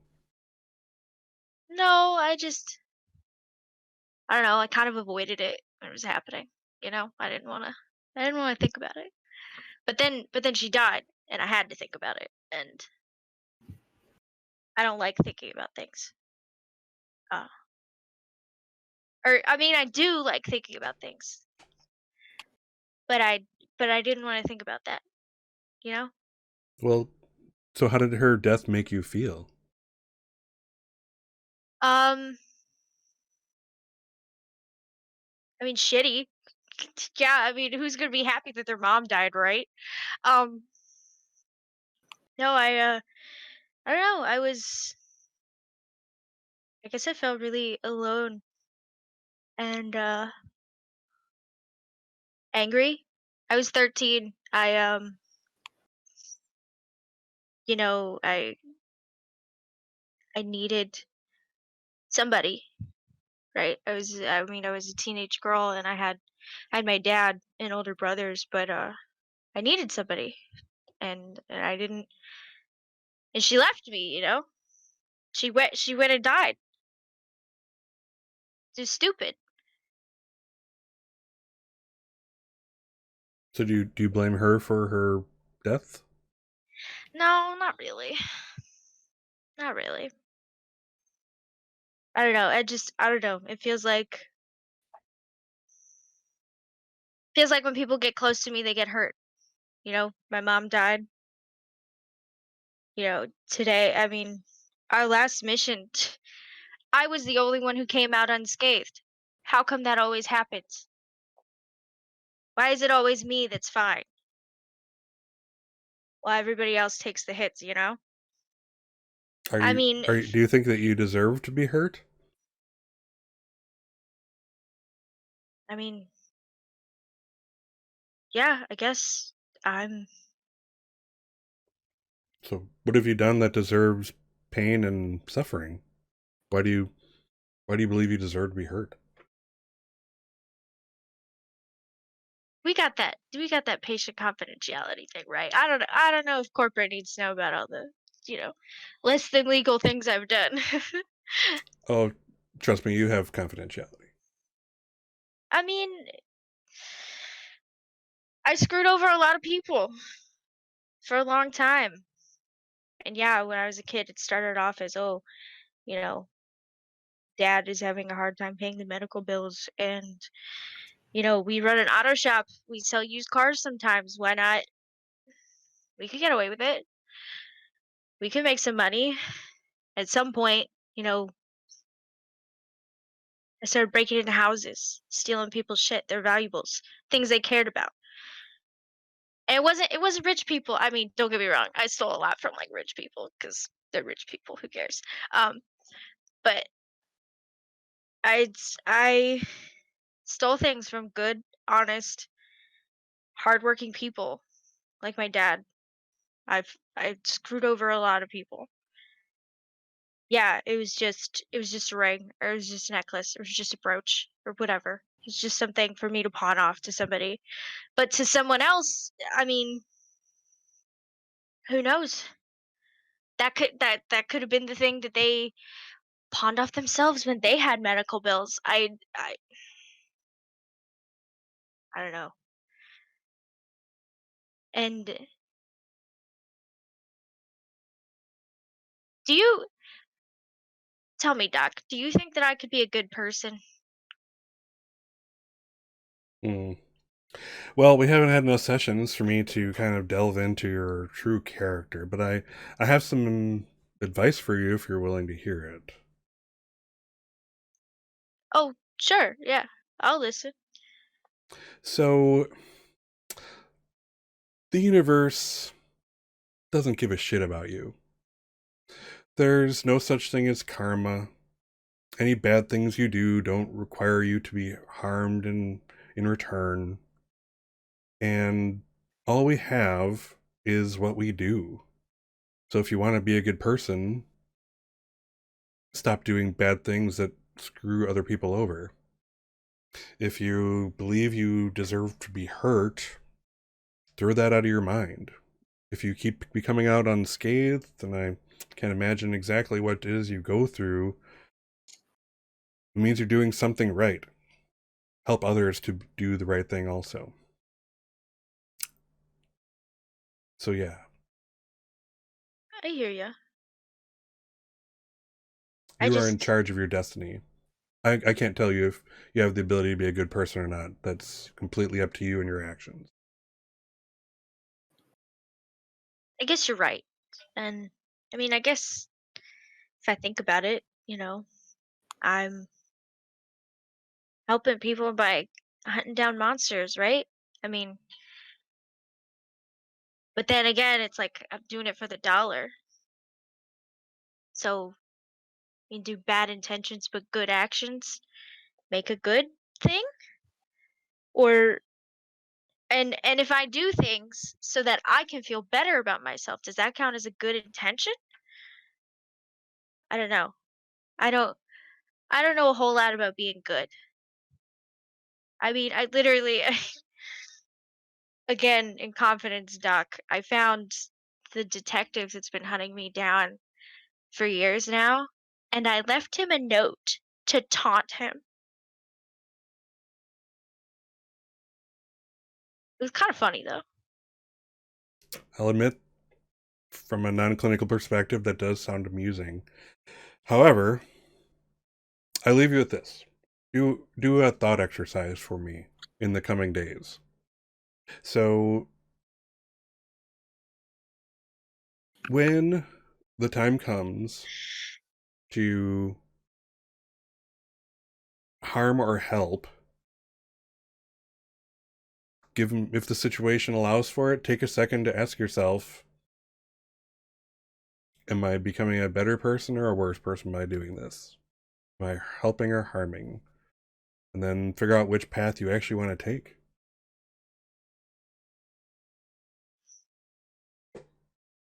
You know, I never thought of it that way. Thanks, Doc. Who knew you could just think before you do things? I didn't know that was an option, to be quite honest.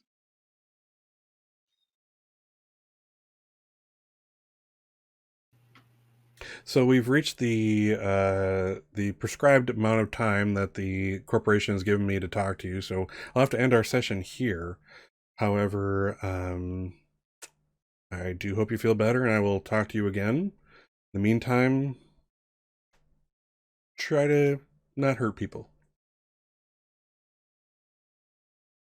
I make no promises. See ya. And she ends the call. She's like, she looks at, you can see she looks off to her side like, how do I stop this? How do I? So yes, so now we have Charles, I believe, stepping into the confessional. Same doctor, probably. This poor lady probably has to. This is what she does for 8 hours a day, every day, and she probably drinks a lot. Maybe does some nose candy, just to kind of keep her spirits up. So she's a hurting little puppy because this is what she does for a living. She talks to monster hunters and tries to make it so they don't put guns in their mouths and stuff. Our trusted therapist, Yeah. the cocaine addict. We can't all be saints. We can't all be saints. So yeah, so it's Charles. Yeah, you see the woman, and she doesn't say anything. Just kind of waiting for you to talk. Charles is looking with a deadpan look. He's just staring at the end of the bedroom. And then he finally just says, It's starting to get worse, Doc. I'm seeing them more. Like, I was used to always seeing my dead children everywhere I turned. Like now, Charles is looking ahead of him, and there's his daughter just staring at him with a evil, pissed off look on her face. Charles, and then he looks back, she's gone. But now, I see them even more in my companions. For the love of God, how I treated Hawk, all because she reminded me of my son. And you remember how I told you, well, I'll always have to live with the fact that, well, I was a piece of shit. I was a terrible man. Granted, I like to use the excuse that finding dead children in a park makes you unstable and all of that, but that's not true. That's just an excuse. I'm the same type of monster that proceeded before me. It's an endless circle. My father abused me, him, all that.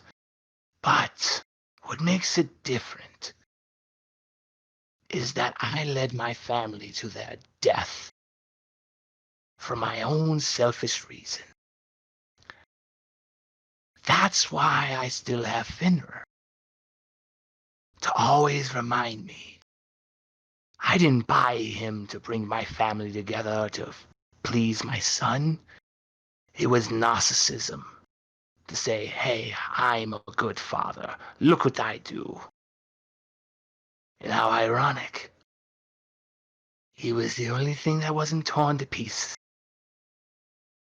So, Doc, let me ask you something.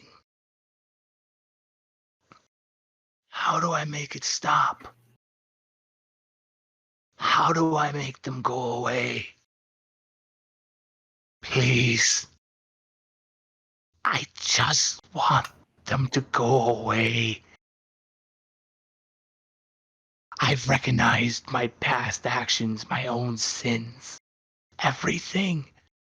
Yet still. He looks to his left, sees his wife, missing an arm. Looks back, she's gone. That's all I see.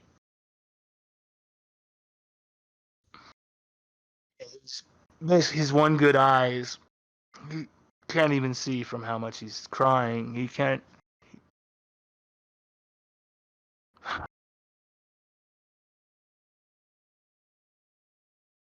So the therapist is, if you could see what she was doing, you would see she has a note on your file that's Fenrir equals support animal, and she's like kind of scribbling that out.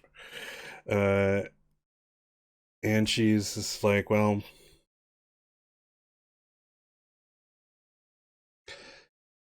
Charles, so I want to ask you something, and I want you to answer me honestly. So, as we've gone over this before, we've talked about the Wendigo. When did you confer with the Wendigo in a plot to kill your family? When did you have that conversation with it?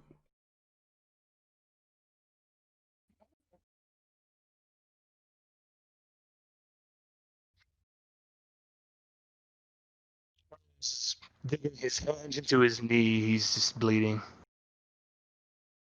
You always ask the hard questions, don't you? It's ironic. All of this happened about 15 years ago, but that conversation,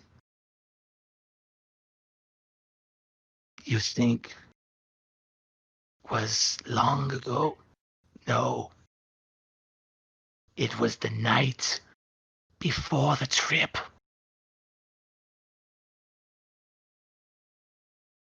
So you spoke to a man-eater monster and plotted the death of your family. You requested it. You understood it was going to happen.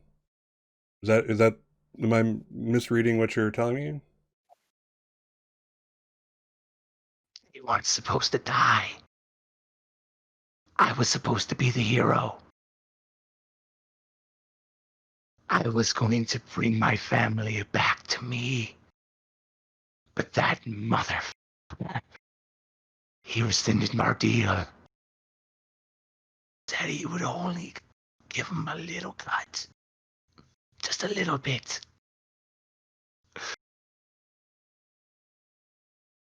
So, Doc, how would you live with that?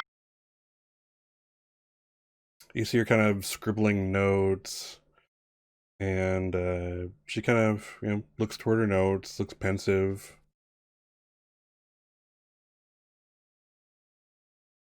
So, given that there was a conversation between you and apparently this Wendigo, that kind of knocks out that strategy I was about to use for you. So the next way is to find a way to forgive yourself. You did wrong. Your family suffered for it. So now the question is, are you taking this job to atone and somehow find some kind of forgiveness, save someone else's child? Or are you doing this as punishment, hoping that eventually the monster will get you? I need to answer that per HR. Yes. I need to get this off my chest now. Yes, in the beginning, it was for death. I was hoping every mission I died, but with my comrades, I realized, especially with Darcy and Hawk, their families must never suffer. And I swear I would rather die 1,000 times so they are safe. So yes, selfish on both ends. One was for death, now it's just for my own selfish desire to see no one feel pain. Thanks, Doc.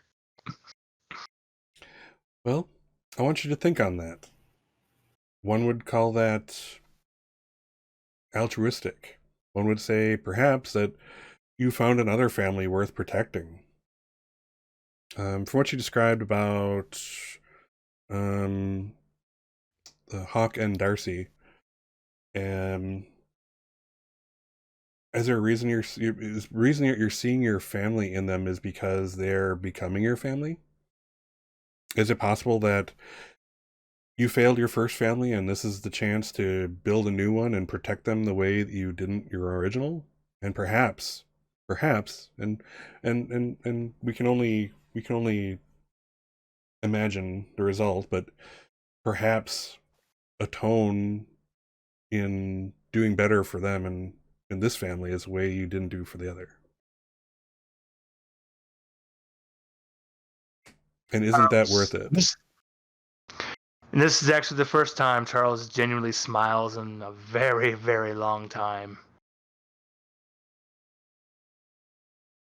They are my family. And I won't fail them, ever. Thank you so much.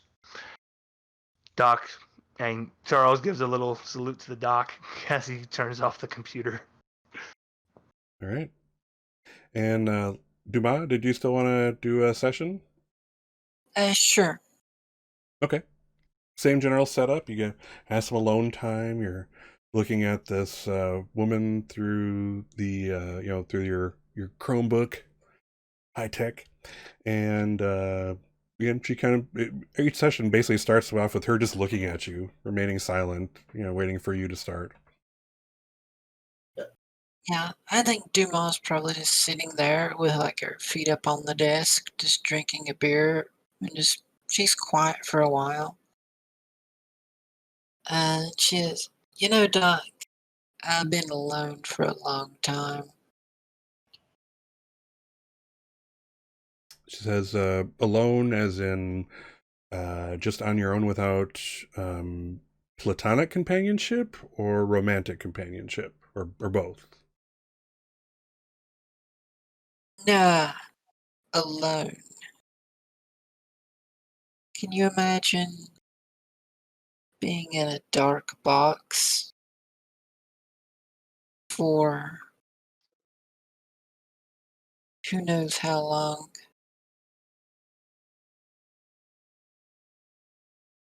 You can't feel anything. Sounds like literal torture. Well, perhaps. Torture through robbing you of your senses, your ability to feel things, experience new, stimulus, smells, sights, sounds. That is torture. Sensory deprivation is torture. Yeah. Well, you're alone with your thoughts a lot when that happens. And where do your thoughts lead you?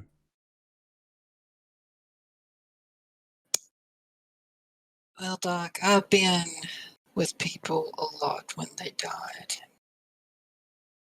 I've seen many people die. And it's hard to put much faith that the people you're with now will be alone for very long. Oh, so you have kind of abandonment issues. People always leave you. One time or another, one way or another. That sound right? Yes. So, how do you feel about your present companions? Are they going to leave you too, or do you think do you not trust them to stay with you, or? But they're still going to die. That's a surety. Looking at your file. Oh, that's right. So yes, everyone you know will eventually always die. No way to get around that. So the question is, and I would like to quote Highlander here. What's important is to do what you do with the time that you have. That was Connor McLeod, by the way. I'm a little bit of a sci-fi buff. So the question is their company now, your non-loneliness, worth eventually watching them die?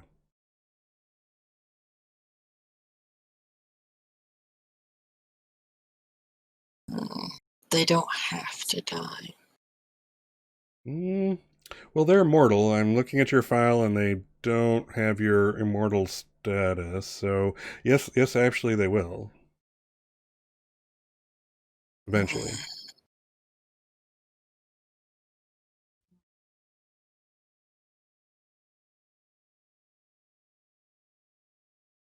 Are you saying your only goal is to make them immortal? Because I can't imagine that being a simple task.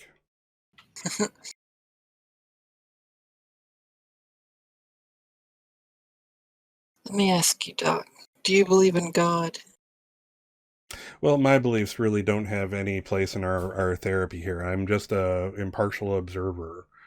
So it really doesn't matter what my beliefs are. It's not important. It's what you believe. Do you believe in God?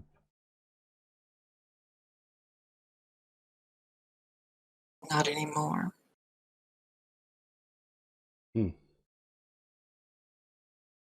So God abandoned you too? God abandoned everyone. She's like, oh, inside she's like, oh, that's deep. Oh, goodness. So let's circle back. Since we can't do anything about that, what we can do is focus on the time that you have. In the geological time span, yes, the lives of your companions are a sneeze, basically. But doesn't mean that it's not worthwhile that they aren't. Would you agree? One of them, Hawk. I'm not sure how to talk with her. All right, so let's go with that. So you've been alone so long that it's hard to communicate with others. I'm assuming you're talking some kind of emotional connection. Something like that. Well, I give a lot of therapy in this job, and let me tell you, I don't do marriage counseling or that kind of thing. But what I can tell you is, there are trust issues I do deal with, and the important part in any such interaction, relationship, trust is honesty. So, if you're looking for advice, talk to them directly. Tell them what you're feeling, what's on your mind. Don't hold back. And it's a scary thing, even for someone who can't die, per se, to be that vulnerable in front of someone. But if you don't take a leap of this kind of faith, then all you have to look forward to is your next period of aloneness. And I'd rather you not do that. We will see, I guess. Oh, that's definitely for next session. And she kind of looks at her watch, which she's not wearing, it's like, yeah, so we've reached our HR mandated time for your therapy. Yeah. Again, honesty, best policy, communicate. You can do this. And with that, she shuts down the connection.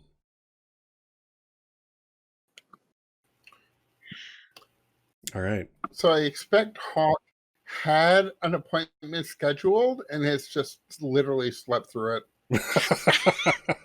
Yeah, in the back of everyone's recording is like Hawk just drooling on a pillow, something like that. I could see that. All right. So yeah. So let's. I love how yeah. Charles and Dumas' sessions, they were talking about how they feel connected to the people around them and how they're forming emotional bonds and feel like a family. And Darcy was just like, am I a bad person? All right. So this was all happening in the back bedroom, basically with Hawk asleep on the bed while people were talking to the psych. I'd originally envisioned it where this would be like at a later date type of situation, but if Hawk's gonna be unconscious the whole time, on the sofa bed or something. Oh, it can be in the bedroom. Hawk's not loud. Alrighty then. Does it? So let's. But then the real question is, when everybody is in the bedroom, who's Snoopy? Oh yeah. Who listens at the door? Oh, God. Oh. While you're all in, who would snoop?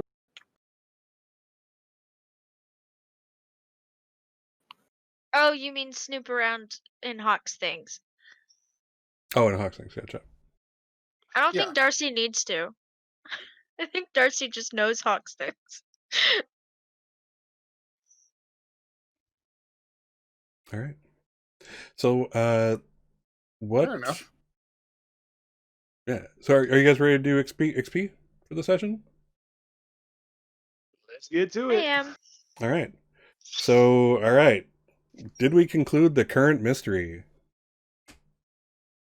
Yes. Yes. Yes. Did we save someone from certain death or worse? Yeah, the lady. Yes. Did we learn something new and important about the world? Actually, yeah, we learned what the Yes, detective chasing Darcy is. Oh yeah. Did Darcy actually share Yeah. that? Oh, never mind then. I don't. I think she. She would probably No, boast about she it, or didn't. no, or She didn't, because if she told Hawk that the detective had found her, Hawk would have freaked out. that's probably true. All right. So, have you learned anything else new about the world as a group?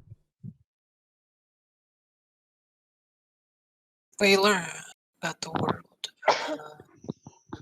We learned our therapist is a cocaine addict. Well, that's not completely obvious. What's our therapist's name? She doesn't actually give one. That's too much of a connection. What? We can just Her keep name calling is her Doctor Doctor. Doctor.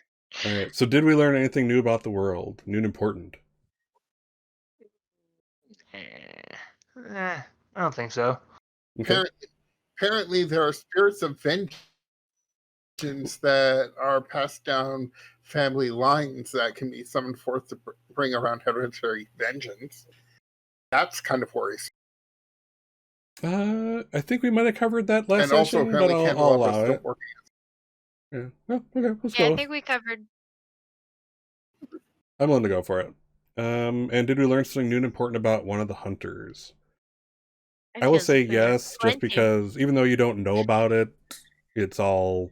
I'm going to say it counts for this. So yes, that's 4 yeses. So mark 2 XP boxes. Level up. All right, and say I also level up. yeah. So remember that Yes. next session we'll talk about all your new moves you're picking and that kind of good stuff.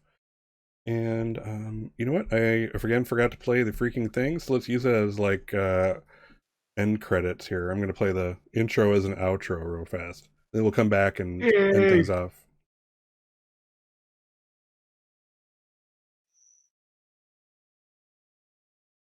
Nature of your emergency.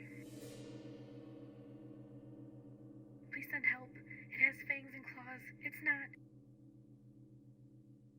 Please. Oh no. It's coming. It's too late.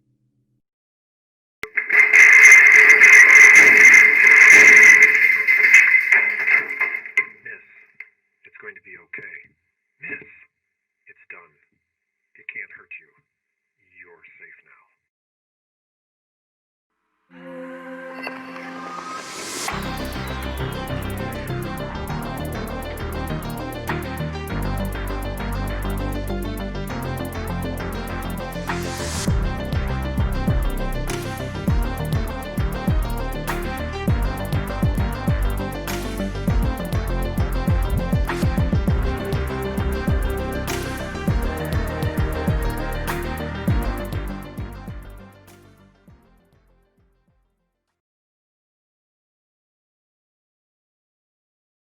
All right, cool. All right, so we're back. So awesome session. We had a lot of action, a lot of cool things happening.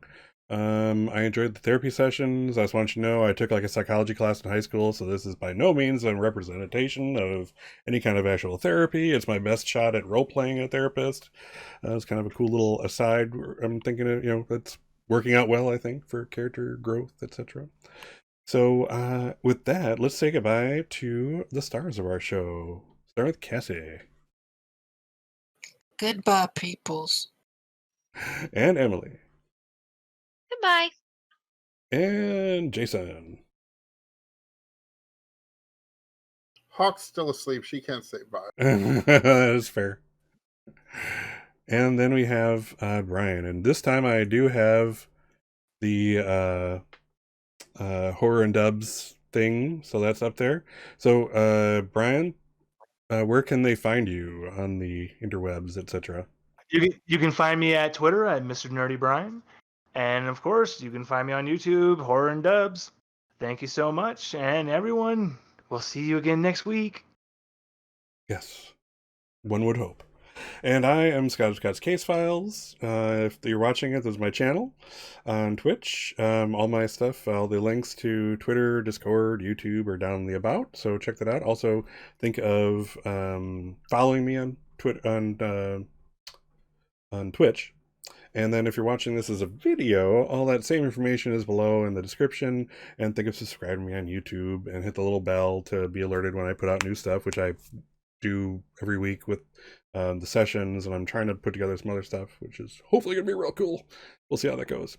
Anyway, that's all we have for you. So until next time, go out, do good things, love yourself. Because in the words of RuPaul, how can you love someone else if you can't love yourself?